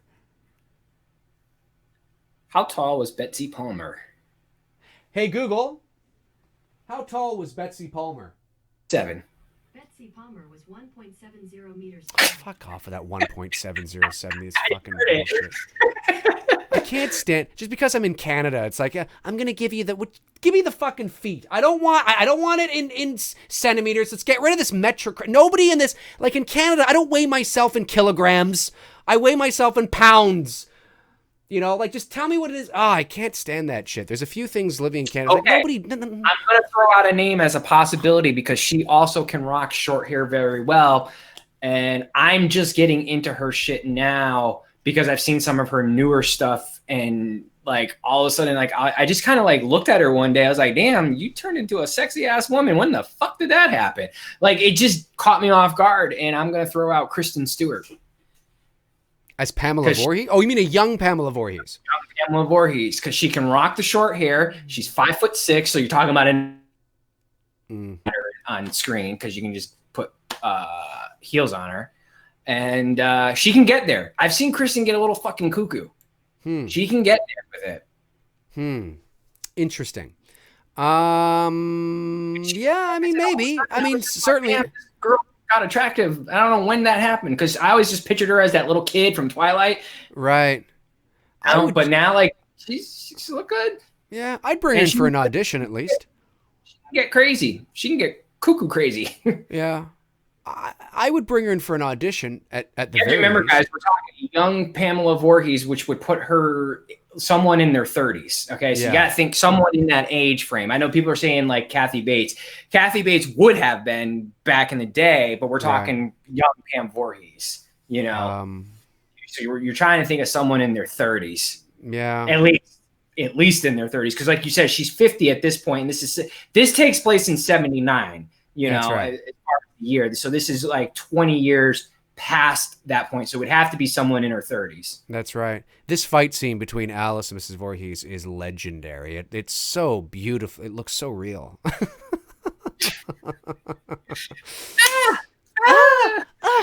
I love the. I know. Oh, dude. Somebody needs to. Jim Dorsey's got it. All right. In Trump's voice, you've got to say, my son is the best swimmer. These counselors are terrible. Believe me. Go. What is it again? Let me see here. All right.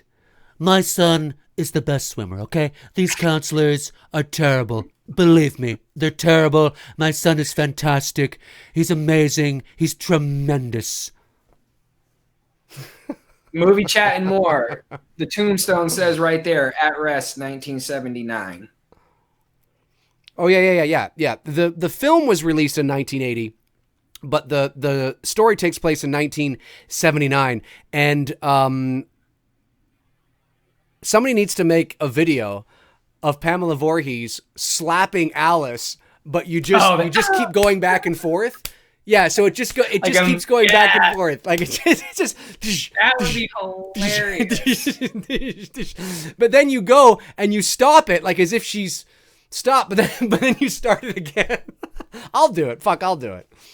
Somebody will probably get to it before me, but I think that'd be so funny.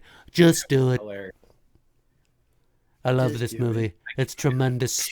It's the best. The best Friday. The biggest Friday. The greatest. Now, of course, I can do it the other way. I can be like a proper studious person, be like, I'm sorry, Camp Crystal Lake, I drowned in your lake, like some leaders do in countries, and apologize for flying in certain airspaces. I didn't hear that Trudeau apologized for that, but I'll have to check that out. Apologize to your people. Like, what the hell?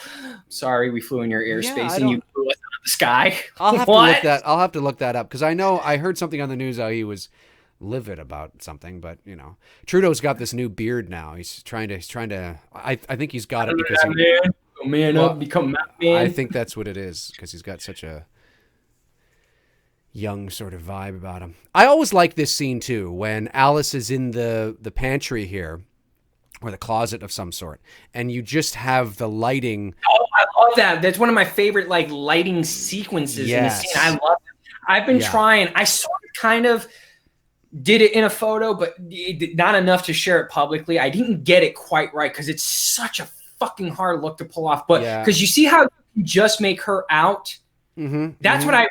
That's the key thing. So you're getting the cool light effect behind her through the door, but you just and that's so fucking hard to do. That's not and easy then seeing the doorknob just above her head, and suddenly it begins. Like obviously, your eye is naturally drawn to the doorknob because there's also a little tiny bit of a hot spot on it as well. But I love the fact that it just suddenly began to turn, which caused her to back up and shit. And now Mrs. Voorhees is coming through with like a Here Johnny moment. Here's mommy. That would have been amazing. Totally know they got this from The Shining. Well, it depends. The Shining was released in 80. I don't know. Oh, yeah, that's right. Damn. Who did it first? Oh, shit. It depends. Did Mrs. Voorhees do it first? Oh, shit. Well, but she doesn't have an axe, though. She has a machete. But can you imagine if she leaned through the door and went, "Here's mommy"? Oh, no, there's no way Kubrick could have known or Cunningham could have known. They wouldn't have stolen from each other because the movie came out. You're right. It came out. But who did it first is the question. Did Mrs. Voorhees do it before Jack? Yeah, I don't see it as similar. I mean, it's a door that it's somebody, breaking through a door. But I think The Shining, I think it's safe to say that, it's its own thing. It's its own thing. It's its own thing entirely. You need this. It's so good. It's called the Stanley Kubrick Archives. It's everything, all his movies, and just it's notes. It's his personal thoughts. It's photos and just everything from Clockwork to you. That is fantastic. Dude. It's called Stanley Kubrick's Archive. I will look into that. It's like peeking into the brain of a fucking mad science genius. Right. That's awesome shit. I'm gonna look into that. Yeah, Tony, you've been breaking up a little bit throughout the stream. Nothing major, but just a few little things. I don't know why that is. Maybe, I don't know. Maybe it's something. Could just be the stream tonight. Sometimes those things happen. But it hasn't been bad or anything. Good reflecting shot, too, of Alice and Mrs. Voorhees. I did like that. Yep. Yeah, here we are. We're at the final battle now. Alice and Mrs. Voorhees. Is this where she slaps her? Or was that earlier? Ooh, almost, you little fucking son of a... Or the kitchen. She really takes... Watch when Allison takes Mrs. Voorhees' head and, like, slams her head into the sand. On Adrienne King. Betsy Palmer straight up, like... production for a moment was like, hey, she's really doing this. And I think Betsy Palmer told her, like, look. Yeah, oh, sorry, it was the other way around. It was, that's what it was. She's shit doing that shit. And it pissed off I thought it was the other, I thought it was her doing it to Mrs. Voorhees. Here it is. And legend has it, Jason is watching right now. He's watching. It's not Savini's hands. Whose hands is it? Or is it Savini's hands? I think it's Savini's hands, I think. Those are, because look at the hair. You can see the hair on the knuckles.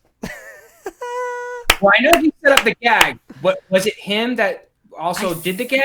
I thought it was. Maybe it wasn't. Someone will help me out in the chat room. They'll get us. Somebody will. She cut off Mrs. Voorhees' head. And very much like Halloween, okay, hear the music? The guitar there, dun, dun. I'm almost positive if you go back to the scene with Alice on the couch strumming the first few strums of the guitar. Assistant. Yeah, I'm pretty sure that it was that the first few chords that she played was the first few chords you hear here. I actually like this piece of music. Tom Savini's assistant. Okay, that's good to know. Passos, and that's a beautiful shot. Passos, right. That's right. That's whose hands, or Passos. Yeah, something like that. I the guy's name and I couldn't think of it. I know Savini does the gag. He sets it up. Yeah, for sure. But that's a beautiful shot of Alice on the lake and, the reflection in the water and all that kind of jazz. And Cunningham also said that there you don't see many establishing shots like this in the film. They were very, very, very few. Which is, you got something different, That's right. That's right. Like, yep. Oh. Where in a lot of horror films, you get a lot of establishing shots like this. A lot in horror movies. They didn't do that this much. Cunningham also said that he had no plans for a sequel. That Jason was not there wasn't anything to him. Jason was the catalyst for this movie, in terms of the motive. I mean, that essentially was it, but there were no plans to bring Jason back. He was dead. He was just this here was used as a just a sort of a cool ending. Like, it wasn't Tom. Tom did the cutting. Tom actually did this. He physically did, because he knew how to hit the gag. He said that several times on several videos. Right. There it is. There's Tom Savini's also other creation with the Mogwai. Was it Mog whatever? What's Jason called? I forget what he's called. A Mogwai. No, isn't that what No, but it starts with an M. The name of Jason, it starts with an M. Yeah. Like, Jason's a gremlin. That it. Now, was she dreaming? Or was she not? I believe she was dreaming. I believe she was. Yeah, I think she was. Shit. Yeah, I think she was dreaming. Smoke earlier. Maybe. Just coming down from her high. I think she was dreaming, and that was, and then what they do is they just plant the seed of doubt into your mind by have her saying, then he's still there. Goyle. Yeah, that's it. It's a Mongoil Deadshot Ninja. That's the name of what Jason is. Right. Gotcha. Close. I was in the ballpark. Yeah, you're in the ballpark. It's a distant cousin of the Mogwai. Yeah. But I've always interpreted this as, she was dreaming, but they plant that little bit of seed of doubt in your mind with this line here. The boy, is he still there? Oh, ma'am, we didn't find any boy. Then he's still there. And that's sort of like, ooh, is he? What? The water. You know. Ma'am. We didn't find any. Still there. Yeah. But it was the boogeyman.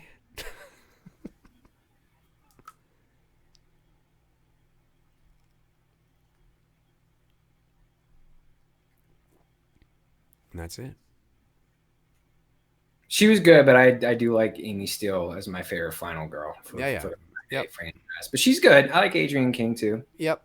She'd be second in line after. Yeah. Oh, I like what's her name. I like Megan from Six though. I do like Megan a lot. And then what's great about this is that the camera is zooming up. You see the little drops, you know, the little puddles. Little drops. That's right. Breathing, you know, there it is. Little air bubbles. Little subtle air bubbles. Yep. Is he coming up to the surface? Right. What is going on there? Or is that just raindrops falling on the lake? Ooh. Right? Is it Palmer? Yeah, is it Jason breathing under the water? Does he have a scuba mask under there? Or is it raindrops just falling on the lake? I actually think if you were to it's probably just raindrops. Probably. You know, and it's kind of like, oh, you know. And that's a movie, again, that didn't need a sequel. I mean, it was, you know, the fact that they wanted to do a sequel because it was so successful. I remember Sean S. Cunningham being like, what? What? And you wanted to tell Jason? What? He's just a kid. He's just a guy. He's just dead in the lake. There's no reason to come back. So, and then, of course, there you have it. I mean, the whole fucking thing is without... thankfully, at least with part sequel to the original, you know, that I've always said that with regards to following it up. It's a strong sequel, keeps in line with the continuity of what's going on, doesn't really sidetrack at all, tells a good story. One of the better, stronger final girls in the franchise. I wish she would have, Amy Steele, I wish she would have considered continuing on with the franchise, because we probably would have seen an entirely different look to this franchise. We may not have even gotten the hockey mask. You know what I mean? Because her story, they wanted to do a couple films with her, and she was going to become like the Jamie Lee face of Friday the 13th, the leading lady of this franchise. And it would have been very interesting to see what the look of this, franchise would be now if they went with, if Amy had said yes and they stuck with that. Would it be Sackhead? Would that the Jason we know and not the hockey masks? That's true. It's true. I mean, it's to see where this franchise went. I mean, obviously it went into ridiculous territory. But you're right. Understatement. Oh yeah, absolutely. But yeah, to see where the continuity, as ridiculous as it is, it blows Halloween out of the water for as far as keeping the continuity and not staying out. It's isn't that fucked up to say? As crazy as Friday the 13th became, the continuity never fucking drifted off as bad as Halloween did. You're right. You're right. I mean, that is a good point. That is a good point. I mean, even Jason X is within continuity. It's continuity, as stupid as it is. It's insane. But this is a movie, though. Yeah, the original Friday the 13th. Before we move over to the chat here for a few moments, yeah, is my favorite of the franchise. Not because I don't like the Jason installments or some of them. I do very much. But it's for the reasons I said. It's genuinely has some genuinely creepy and eerie moments. And I think it's because of that whodunit factor. It's not solely reliant on just, ABCD kill, ABCD kill, ABCD kill. There's some genuine suspense in the movie, and there's some genuine creepy, eerie moments in the film, and the mood is fantastic. The atmosphere is great. The thunderstorm, I love all that kind of shit. So I think that's why it's my favorite. My second favorite would probably just fall in line with just. I probably like the Friday the 13th films in order. I probably like 1 the best, then probably followed by 2, then probably followed by 3, and then 4, and then maybe 6. Like I actually think I like them pretty much in order. After 6, yeah, that's it for me. I 7 I think is totally overrated, and 8 is a pile of crap, and then Yeah. Sorry? Jason versus Carrie. That's what I call 7. 7 is basically. Oh yeah. It's and I know that Kane Hodder is the most beloved. I know he's Jason. It's unfortunate that he was in the shittiest films. He's not my favorite Jason. I know he's not mine. But he's not my favorite. I like the guy in 2, and I love your boy there in 4. He was great. Yeah, Ted White. Yeah, he was fantastic. And he's still alive. I think Ted White's like 90 something. Kane is good. He's just not my favorite. Right. Yep. All right, let's take some questions. Kenny_525 says, "Hey, Dave and Tony, do you guys play the game? Oh, the Friday the 13th game. I have played it. It's okay. It's all right." Yeah, the old Nintendo. No. I think he's talking about the new one, the most recent one. Play anything new. Yeah, but to Tony's point, yeah, I did play or something like that. Whatever. Something like that. I did play the purple Jason from Nintendo. There you go. Yeah, that's what I was thinking of.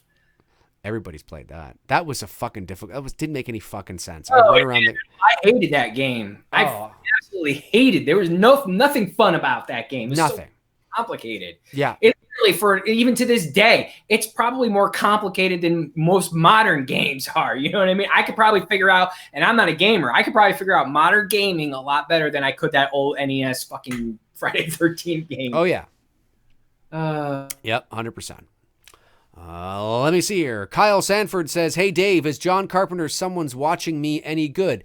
I liked it. I mean, keep it in perspective, right? It's 1978. It's made for TV. So it's a bit dated. It's like you're watching. I equate. And I don't know how old you are, Kyle, so this might be an old reference, but I equate it to sort of like watching and it is a TV film, so it has a bit of that vibe to it. But I equate it to kind of like watching a glorified version of an episode of Murder, She Wrote. And I don't know if you that's a good analogy. I like that. Yeah. I've probably dated myself by saying that, and you might not know what I'm talking about when I say Murder, She Wrote. Detective type, or Columbo. That's what I was thinking of. Columbo, not Perry Mason. Yeah, that too. Like if you go back to Columbo, Murder, She Wrote, things like that. It's kind of like, but it's good. I mean, it's got the Carpenter isms in there. It's a little bit of a, who is this person? And the ending's kind of cool, but it's not going to blow you away or anything. But it's, I mean, if you're a Carpenter fan, then you got to watch it. Right? You know what I mean? It's like if you're a Spielberg fan, well, you got to watch 1941, even though that's not one of his better films. Now, I'm not saying that Someone's Watching Me isn't one of his better films. I think it's all right. But it's one that sort of tends to slip under the radar because it's not one that you hear a lot about when we talk about John Carpenter. But I would definitely check it out. I still want to see his TV movie Elvis with Kurt Russell. I've still yet to see that. I don't know if that's available anywhere, but Elvis movie. There's, I would say of all the Elvis movies out there, that might be one of them that is pretty decent. Unfortunately for one of the most legendary, singers of all time, he hasn't really gotten himself a good biopic, and he's that guy is long overdue for a good biopic. He is. Did you know? And I think I'm right on this, that the voice of Elvis in Forrest Gump is Kurt Russell. Really? Do you remember when Forrest meets Elvis? Yep. And he's sitting on the bed there, and he comes in, he's like, "Hey, son, what's going on?" I think that's Kurt Russell. Shit. Yep. I stand to be corrected, but I think they got Kurt Russell to do that. I'm pretty sure anyway. Watch, I'm completely wrong, but I would say I'm like 90% sure. That's how confident I am. Good shit. Let's see here. Great Attic. What are your guys' thoughts on Friday the 13th Part 5? Well, again, even though Jason's not in the film, it stays within the continuity. You're continuing the Tommy Jarvis story from Part 4. Okay. And,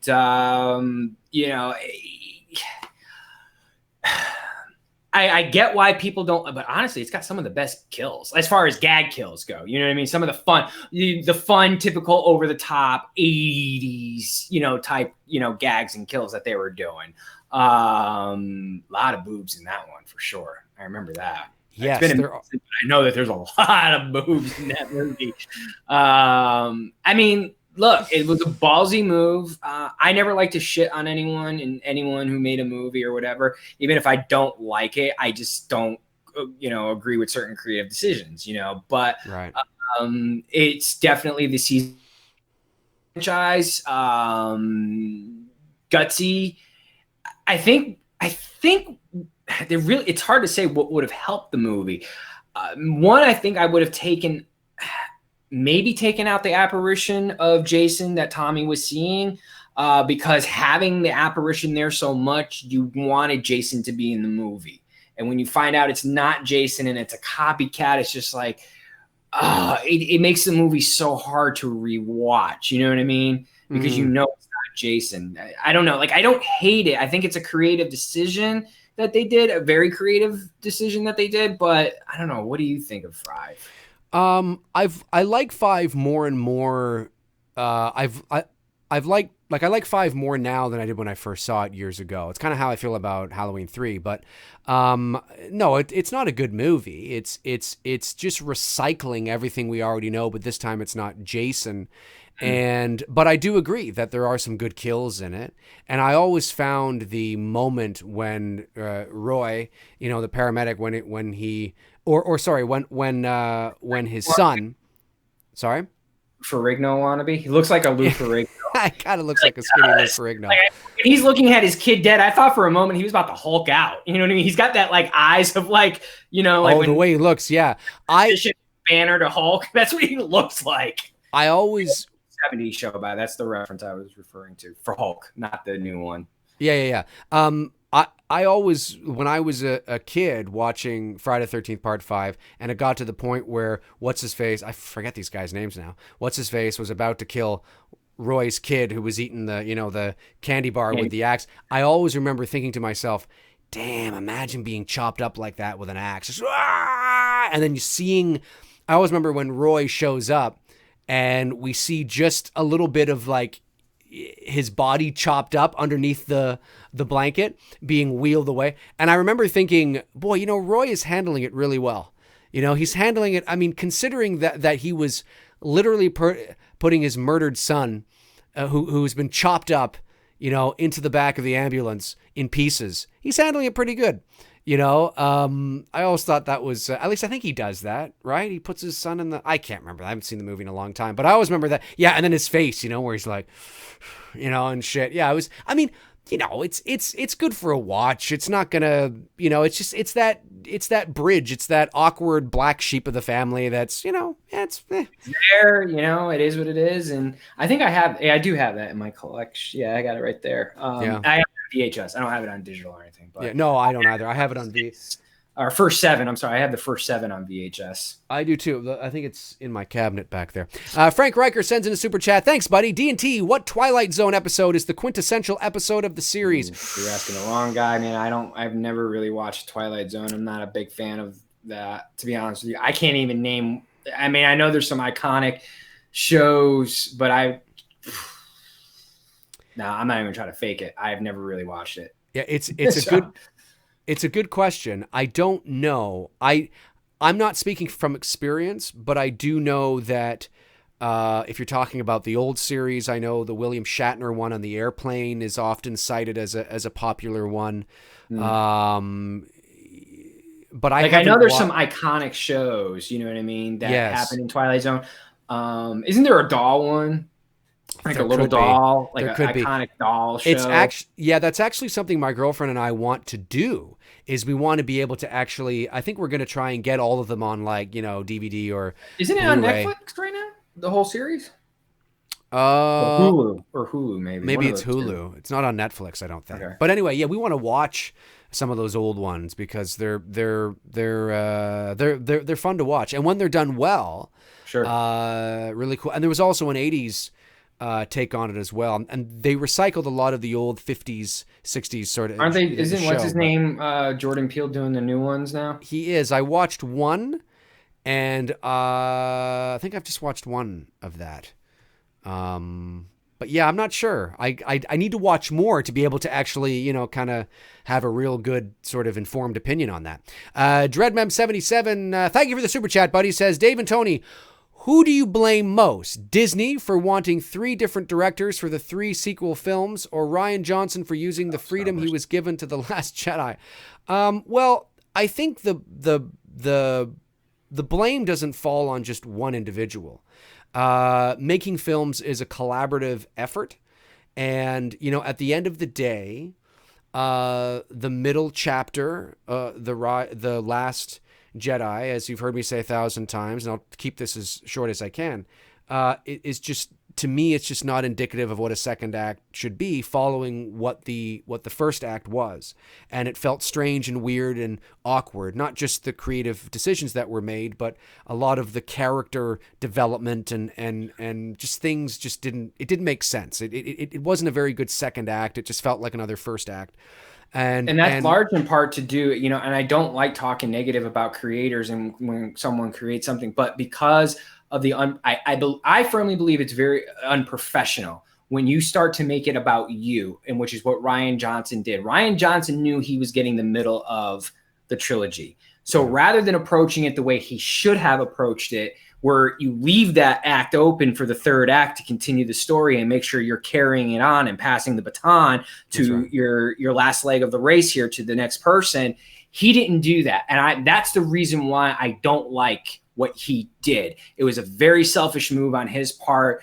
And I don't respect him as a director for doing that. And that's where I'm not trying to shit on the movie or shit on the actors, because, it's not their fault. This wasn't their decision to do. And I don't think it was Disney's decision to do. Disney told Ryan to write the script and direct the movie, and this is what he gave them. They signed off on it, at the end of the day. And I think more or less it's because they had to sign off on it because this is what he gave them, and they put them in a fucking situation like, all right, fuck. And JJ had to put it back together the best that he could. In a recent rewatch of Rise of Skywalker, I walked out of it feeling a little bit better than I did the first time. You know what I mean? Right. Like I've seen some of the things that JJ was able to do and go, all right, well, he's picking up the pieces and I get it now. And I'm looking at it a little bit different than my initial reaction. But no, what Johnson did was just too fucking selfish. Yeah, it was handled like, and I hear everybody who says, there should have been a plan, there wasn't a plan, and that's true. When you are, yes, I agree with it. There should have been a plan, an overarching sort of treatments for the 3 installments. There absolutely should have, but there wasn't.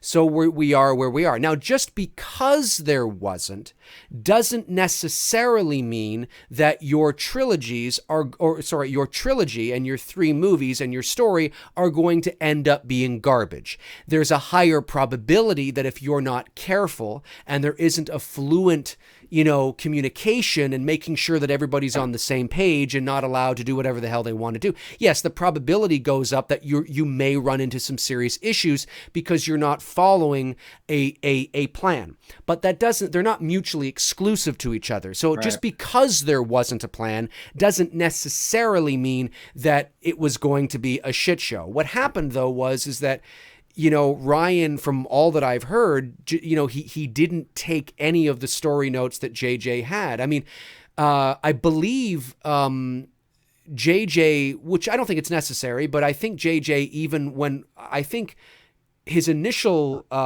originally when Rey walks up to Luke on the island to hand him his saber, I believe Luke had rocks levitating all around him, like that. And Ryan told him to axe that, if you don't mind, as they were talking back and forth leading up to passing the baton, because obviously in Ryan's version, Luke is cut off from the Force, and so that wouldn't make much sense for what Ryan was telling and this, that, and the other.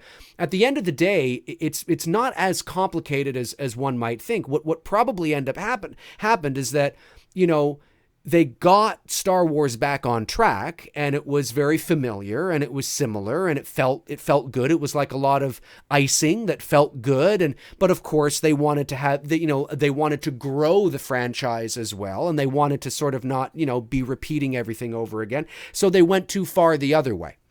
And they allowed too much creative freedom to a director and a writer, because he directed and wrote it, and didn't really have somebody to come in and say, hang on a second here, and he wrote a film that had some interesting things in it, but ultimately made creative decisions in terms of the character you know, I mean, I've had this conversation. I mean, you've heard me say it. I don't believe that Luke would be that character. Not that he wouldn't be on an island. JJ put him on an island, but Ryan gave him the reason he was on the island. And I just didn't believe that out of all the lessons that Luke has learned over the years and all the things that he's learned by the experiences he's had with his own father, by saving the galaxy, by you know, Yoda and Obi-Wan, and it's not that he wouldn't have had a bad day at the office, but I don't believe that he would have fucked himself off from everything and wouldn't have come back for his sister, and I don't believe that all it took was a bad day at the office with his, you know, nephew, and he's a completely different. I don't believe that. It doesn't, and primarily it's because we didn't get to see his fall either. I mean, that's another thing, right? Anyway, I could go on and on. I have it on my channel. I talk about it on my channel, but there's just there's not one person that is responsible for this. If Kathleen Kennedy and Bob Iger didn't want The Last Jedi to be what it was, it would not have been what it was. Yep. And they signed off on it and approved it. And I think they felt that it was, you know, oh, this is cool. This is very, you know, without realizing that they were, it was a very strange film. Very strange. A lot of good things in there, but as a whole, it was very weird. Too experimental, too avant-garde for me, and it didn't line up with what a second act naturally is. There's a formula at play when you're telling a story that has a 3-act play. There's things that a second act is supposed to do. There are rules in this type of storytelling that are supposed to take place, and you have to follow those rules. And if you don't, this is what ends up happening. Okay. There you go. Super chat.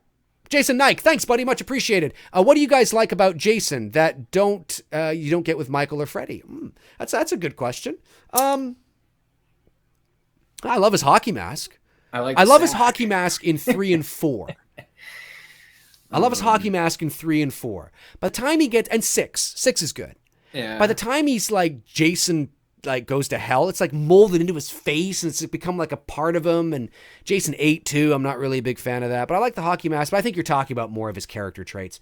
I mean, they're pretty much similar to Michael. They don't talk, you know. Yeah. There's a lot of similarities. There's more similarities than differences. Jason definitely uses the environment more so. Michael, you know, his go-to pretty much is his hands, the knife. Yeah.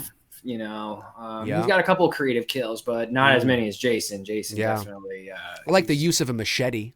Yeah. I mean, we sort of saw Michael use it in Halloween 6 in the hospital room. That was kind of like a machete, I guess. Kind of, yeah. I said, there's been some moments where Michael's been outside of Michael's wheelhouse of the, you know, butcher knife and, you know, choking someone. Right, exactly. There's definitely been some creative kills in the Halloween franchise for sure. Exactly. But Jason, that was his MO from the get-go, right? From Friday the 13th Part 2, it was using the environment, whether it was setting traps out there, you know, hanging someone upside down and cutting their throat. You know, and, you know, all bets were off. He killed someone in a wheelchair. To me, that is the great best kill in the whole franchise, you know, for sure, is Mark's kill. And it's not just the kill in the wheelchair. It's the kill in the wheelchair with the wheel. If you don't have this, it doesn't have the same impact. It's the finish. It's him backing up because of the momentum. Going down the stairs. And going down the stairs backwards. Yeah. And that was, I actually wish, watching it now, I still love it. But you know how he's riding down, you know, backwards on the stairs, and then it just kind of flashes. It stops and flashes to white.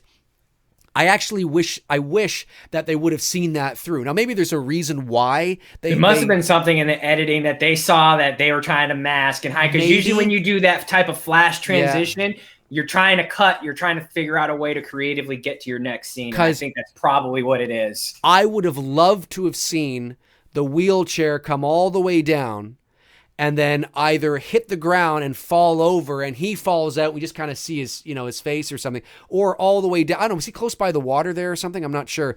But no, just he was up in the main house. He's up in the main house. Okay. Yeah. I just wish we could have seen because it is a really cool kill. I really like that. Super chat from Robert Kitzmiller says, "What's the one most important thing in your rooms?" Well, I would say no one will ever guess mine.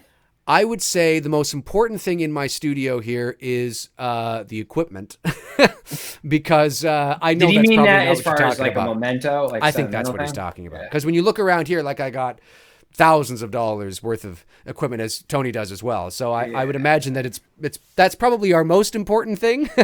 But in terms of the fun, cool movie shit, that's a good question. I'm not 100% sure. I might say the masks up there. I mean, the value of those 3 masks put together are probably worth, close to $2,000 or something like that. But I'm not sure. Now Tony has some screen used shit. This is the most important thing in my room. Ooh. It's a bell, but the significance of it was my grandmother's bell. Oh. And when I was a kid, when we would be at her house visiting, she had a little yard that we would play baseball in, but then behind her yard was a schoolyard where the basketball courts were. And I spent a lot of time down there because as a kid growing up, I played basketball mostly, and baseball as well too, but mostly basketball.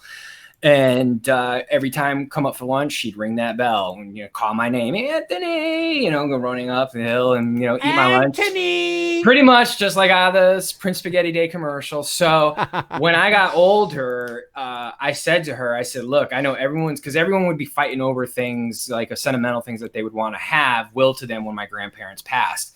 Sure. And I said to her, I said, "Look, if nobody ever claims this, because that bell meant so much to me, I want the bell." And so how old is that bell? My grandfather got that for my grandmother. Now, here's the thing. They were married when she was alive for 68 years, but he gave that to her for their 5th wedding anniversary. Wow. So they got married in 1949. So that would have been 1954 when he bought her this bell for their 5th wedding anniversary. And so that's how old that. Now, it may even be older than that. I don't know when this thing was actually made, but it was handmade. And so thankfully, nobody in my family, when my grandmother passed away a couple years ago, no one, argued. They knew I wanted that. That was the only thing I wanted. I didn't want anything else. I didn't care about pictures. I just wanted my grandmother's bell because it had that sentimental attachment to it. That's really cool. That's the really most awesome. Important thing to me. That's really awesome. Yeah.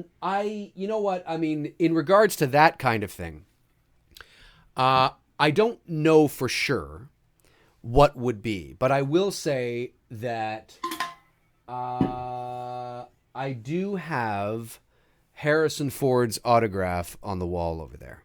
Nice. Now, it's not personalized. I have never met the man, but it is one of those autographs that comes with a letter of authenticity. There was a photo of the ones he was signing, and it's a really cool picture because I wonder if I can get that. Can I get it? I can get it. Awesome. So yes, Deadshot Ninja I have seen. Okay, you got it. Endgame, yes, I have seen it. Yeah. So this is the photo here. Indy. And this is a promotional image Such a for pimp-looking guy. What's that? He's such a pimp-looking guy. He was a handsome. God, if I could have had his looks. He was a handsome devil, wasn't he? He was, man. If I could have had his looks, man, shit, dude. I would have been all over Hollywood. If I had his looks, I'd just be naked all the time. This is a promotional image for Raiders of the Lost Ark. And it's not one that you see too often. You can see it's one that is actually pretty cool. And this is his autograph is down there. My sister Jill gave this to me for Christmas it was Christmas 2003, so almost 20 years ago. And this is pretty cool. Now, it might be even cooler and mean more to me if it was personalized and I actually met the man, and because he's my, favorite actor of all time, and he's a legend. I mean, he's, an absolute legend. So, but I would definitely say that is something that is really cool. Also behind me here, I almost forgot, behind me on my wall, I have photos of my father with the Beatles and Robert Kennedy and Liberace and John Candy, and I have. Do you have any of your old dad's articles?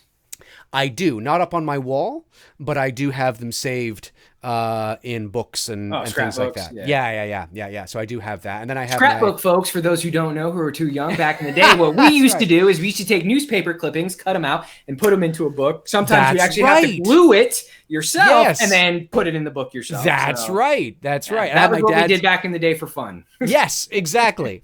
I have my dad's awards up there as well. I have my 3 nominations for my Voice Arts Awards there. I have yet to receive my 4th. I'll get a 4th one as well, which will be great to put up there. So there's those things that mean a lot to me and things like that, for sure. And the movie. Yeah, I mean the same thing like you're pointing out, like the screen used Scream Knife, obviously. Right. You know, that's the autograph. Well, behind the album now. Nancy, I'm your boyfriend. That's signed by Robert and Heather. That's cool. That is cool.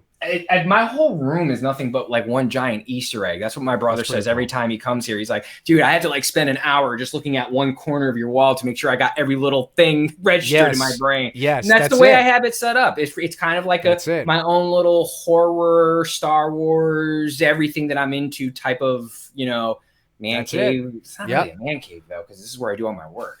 No, this is not. This is. But it's like I've designed it almost like that way. That's it's exactly with mine. I got a light up here. I got a light up here. But this is where I do all my work. And of course, I have my booth over there. Like if you look here, I'll switch the camera here. Let me see here.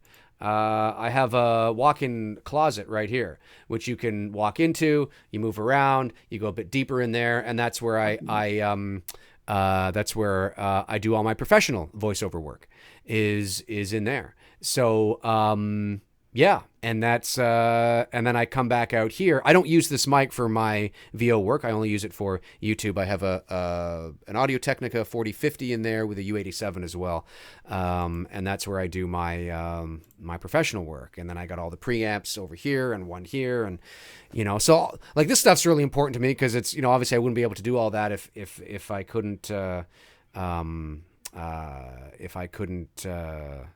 or if I didn't have this.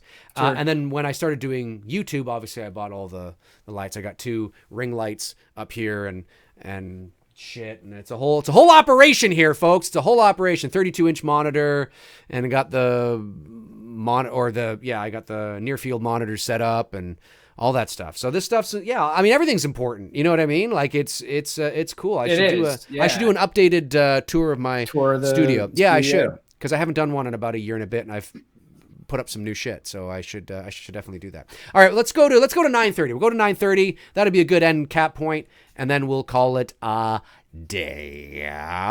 If that's okay with you, is that okay with you? I got the game on here, so you're good to go. So cool. Yeah, because I want to get my run in before it gets too late.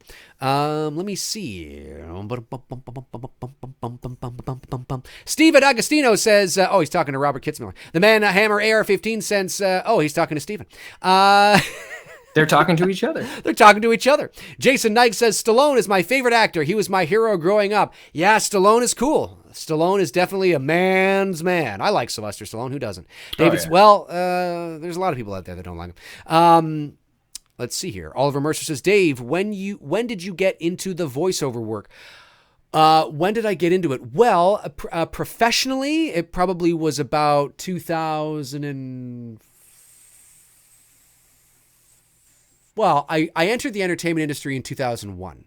So I've been in the entertainment industry for almost 20 years. Hey, same with me. That's crazy. Yeah. Dude, our parallel lives are really creepy sometimes. That's when I got hired for the radio station. I was doing the promotional photos, and I had my little weekend show that I hated doing, but I had to do it because I had no one else to fill the slot at fucking 5 a.m. Yeah, they'd be like, "Hey, you're that guy. Yeah, you're that guy." This is what they would do to me, right? Because I'm the rookie. I'm fresh meat, so I get shit, right? So the night before, I have to go to the clubs, photograph the clubs until 2:00 and all the club photos and shit like that. 2:00 in the fucking morning. Oh, we need you to do the 5 a.m. Sunday shift. I'm like, what the fuck? Like literally out partying. I literally survived on Red Bull for those 4 years at that radio station because I'd only be getting. I didn't even go to sleep. I'd go to Waffle House, hang out with the guys until about 4 a.m. Be like, all right, I gotta get to the station. Gotta go on in an hour. Fucking A. Right. Such a bitch move, man. But you got to pay your dues. And no, you do. I left college. I did not graduate from college. I was studying radio and TV and film. But I left after my second year because I just wasn't enjoying myself. So I left and I decided to pursue a career in on-camera acting, which is what I started out doing. So I was in a few docudramas, a few commercials, corporate things like that. And then I broke my teeth playing road hockey, street hockey, for those of you that may not know what I'm talking about. But and then that sort of put me on hiatus because I had two, bust up teeth and I couldn't exactly go on camera unless they were looking for somebody who had two bust up teeth. So I started to do the voiceover, which I love doing anyway. And I've always been using my voice, like, when I was younger, because my dad worked in, radio as well. I would sometimes go on his show and that kind of stuff. And I'm very familiar with it. I just decided to do the on camera route, but I fell back into VO. So that would have been probably, 2003, 2004 is when I started into that. And then I landed my first agent, the agent I still have, in 2005. Nice. So I would say that's, so, I mean, I've been doing it a long time. Do you still remember your first job and what that was like? My first voiceover job? My first paid professional voiceover job? Yeah. Yes, I do. It wasn't anything exciting. It was a birthday video for somebody. Got paid. What I mean, I don't understand. Like, dude, you should never minimize anything you do. Oh, no, I'm not. I'm just saying that in comparison to the things I went on to do, it was like, oh my God, yeah, I remember that. It was a birthday video, and I remember it because it was at the other side of the city, and I took the subway all the way across the city, and then I had to hop on a streetcar, and then I went all the way there. It was a whole fucking thing. But yeah, that would have been early 2000s. And then, my first trailer I ever did was The Descent. And that was sort of like, nice. That was awesome. But yeah, so anyway, I hope that answered your question. Oh, the Filmatic. That's a tough question. Favorite Michael Keaton comedy. Ooh, because I love Mr. Mom. I love Gun Ho. Was he in Multiplicity? Was that him? He was in Multiplicity. He was in this other great 80s movie. Oh my God, I have to look it up now. I'm drawing a blank on the name. That's all right. Hold on. Because it's such a good movie. I want to recommend it to you guys. Okay. Michael Keaton. It's funny. I just watched Spotlight not too long ago. That's a great movie. Cool. Love me some Rachel McAdams. Birdman, obviously, but that's not comedy. Hold on. Let's get to his old shit here. All right. Oh no, Dream Team. I forgot about that. I wasn't even thinking of that, but that's a good one with Christopher Lloyd and him. I don't know. You want to get nuts? Let's get nuts. That's pretty fucking funny, man. Oh, Batman. Yeah, I mean that's Beetlejuice. Beetlejuice, that's. Although I don't think Beetlejuice is a comedy. Yeah, I don't view it as a comedy. Damn, I can't freaking. Oh, The Squeeze. Have you ever seen that movie? It's kind of a. No, I haven't. It's a serious comedy movie, but Keaton, it's sort of like Gun Ho, because Gun Ho is a comedy, but there's also kind of a powerful thing too that they do in that shit. But yeah, The Squeeze. That's interesting. He does thing where he does the Bonanza theme, and I always crack him. It's the Bonanza theme and that shit. Cool. But Keaton's great. I would love to see him get back into shit like that. You know what I mean? Yeah. I do. He hasn't done anything like that in a long. Night Shift. Night Shift's another great movie. Yeah, Mark, good call. Yeah. Night Shift? Not in years, but yeah, that's good. Jason Nike Super Chat says, I watched The Prestige. That movie blew my mind. That's a great movie. You know why I just watched that the other day? Because I watched a good documentary on Tesla. And just thinking about, like, man, could you imagine if we went Tesla's route and not Edison's road, where we would be technology-wise today? Holy shit. He was already doing wireless back then. Just think about what if we had gone down his road and done everything that he wanted to do and not the Edison road. Holy fuck. I'd probably be sitting next to Dave right now. You know what I mean? Like, who the fuck knows where but the reason why is the Prestige, not the Prestige. Yeah, no, it's the Prestige. Has Tesla in there. David Bowie plays David Tesla. Bowie plays, Nikola Tesla. Oh yeah, and of course, if you believe into the conspiracy theories surrounding all that and his technology and how it was taken from him and how they, I mean, yeah, there's Screwed a lot of because Screwed they, oh yeah, there's a lot of, it's a whole. It's very unfortunate how that man's life came to an end. The way it did, for all the things that he really gave us. You know what I mean? He gave us everything that we're doing right now is because of that guy and his vision. Essentially. But that's a great movie. That's a Christopher Nolan movie, 2006, I think. Yeah. I think it was 2006, and that was great. I love that Great movie. Christian Bale, fucking Jackman. Hugh Jackman. Yeah. Yep. Huge Jackman. David Thorson says, was that where Keaton was headbutting people? You mean Night Shift? Which one? I don't know. He says... The Squeeze? The Squeeze, maybe. Maybe he's talking about The Squeeze. Does he headbutt people in The Squeeze? Not that I remember. Not really sure. Movie Chat and More says Michael Keaton equals one of the most versatile actors in the world. For sure. I mean, he's versatile, yeah. Yeah. Yeah, you look at his serious roles, comedic roles. Yeah. He played a superhero. Yep, he did. Yep. Deadshot Ninja says, have you seen 2001: A Space Odyssey? Have I ever seen 2001? Yes, it is probably my most favorite science fiction movie of all time. That was what I was going to suggest to you, is for you to do a poll on your YouTube channel to see which Kubrick film they want us to watch first. 2001, Clockwork, and The Shining. Do that as a competition and let them decide which one to watch. I have a feeling The Shining's probably going to... Probably. Much as I want Clockwork, I don't think that's going to happen. I don't think many people are going to vote for Clockwork. And I don't consider Star Wars science fiction. I consider it sci fantasy. Yeah. Because there's not a lot of science in Star Wars. I mean, but oh yes, I have. I mean, it's an incredible film. Absolutely incredible. Super chat from Nick says, if you guys want to see very brutal deaths, look into an unrated slow burn Western horror hybrid starring Kurt Russell called Bone Tomahawk. Okay. 2015. All right. I'll check that out, man. Thanks I haven't for the suggestion. Heard of it. I haven't heard of it, but I'm definitely going to. Hey, you want to hear something interesting? And I might talk about this soon.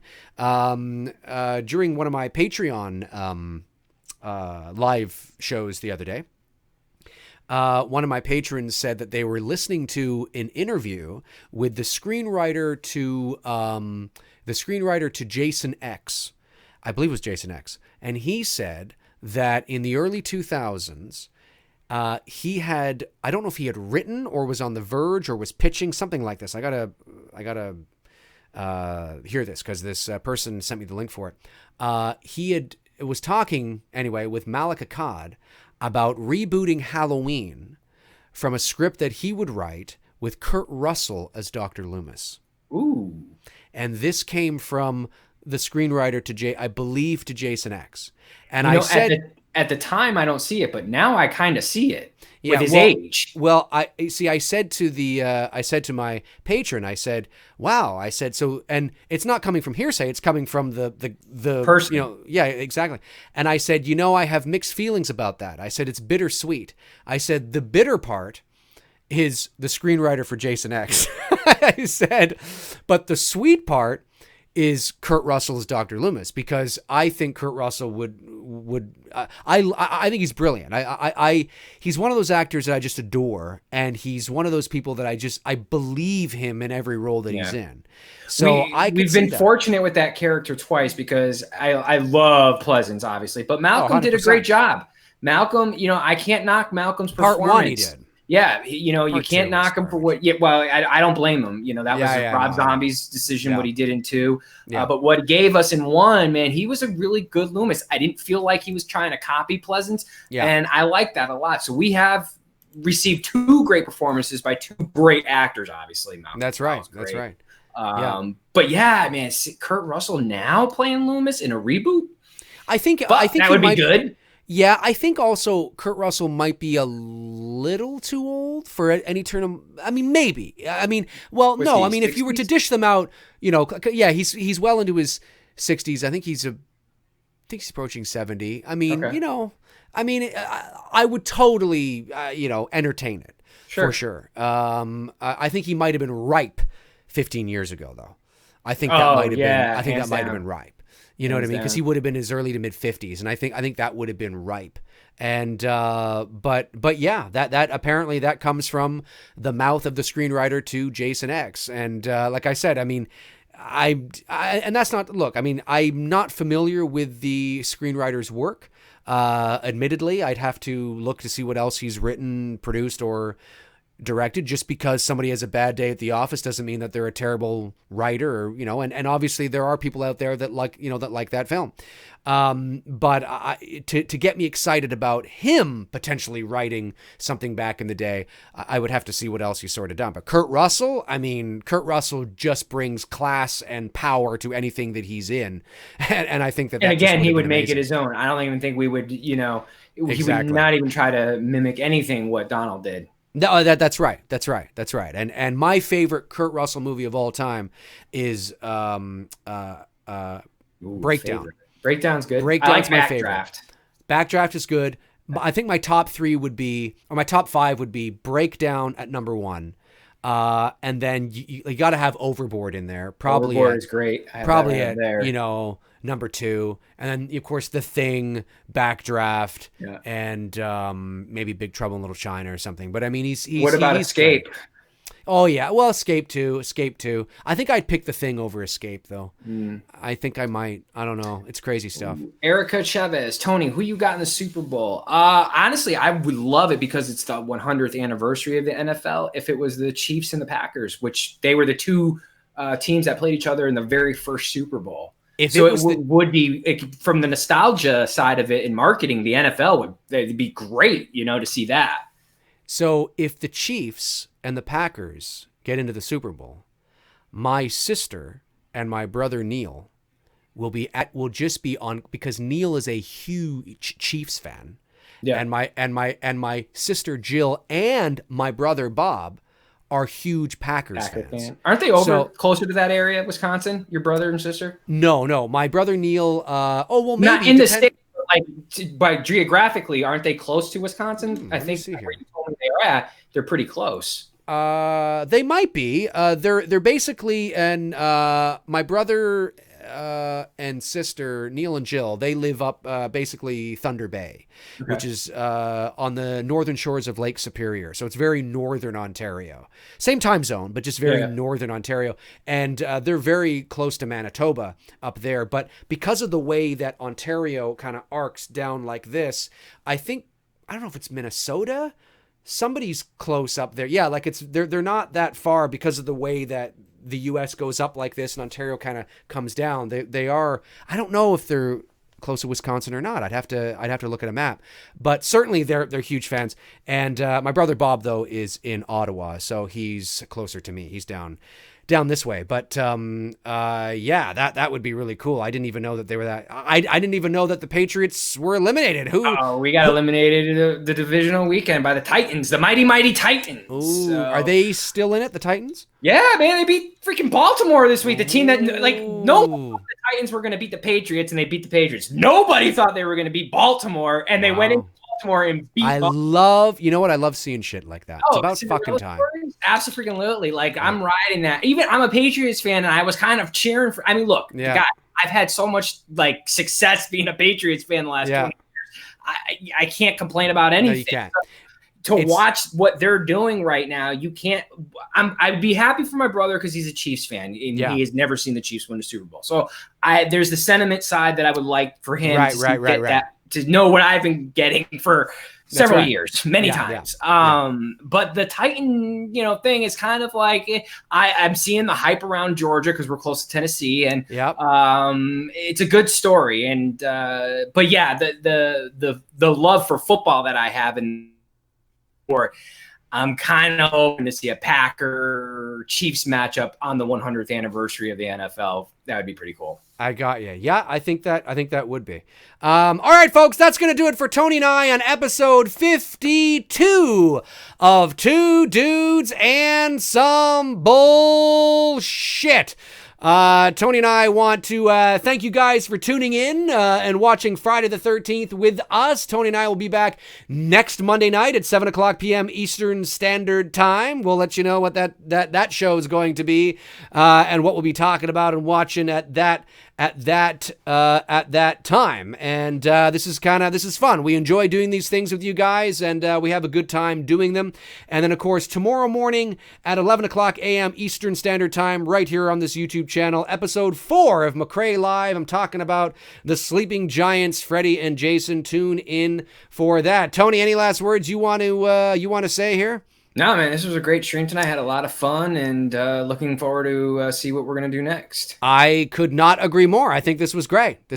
So, in the meantime, and Tony's links to his Instagram, 2 pages are below his window. They all know all that stuff. You know how it goes. In the meantime and in between time, we will talk to you guys soon.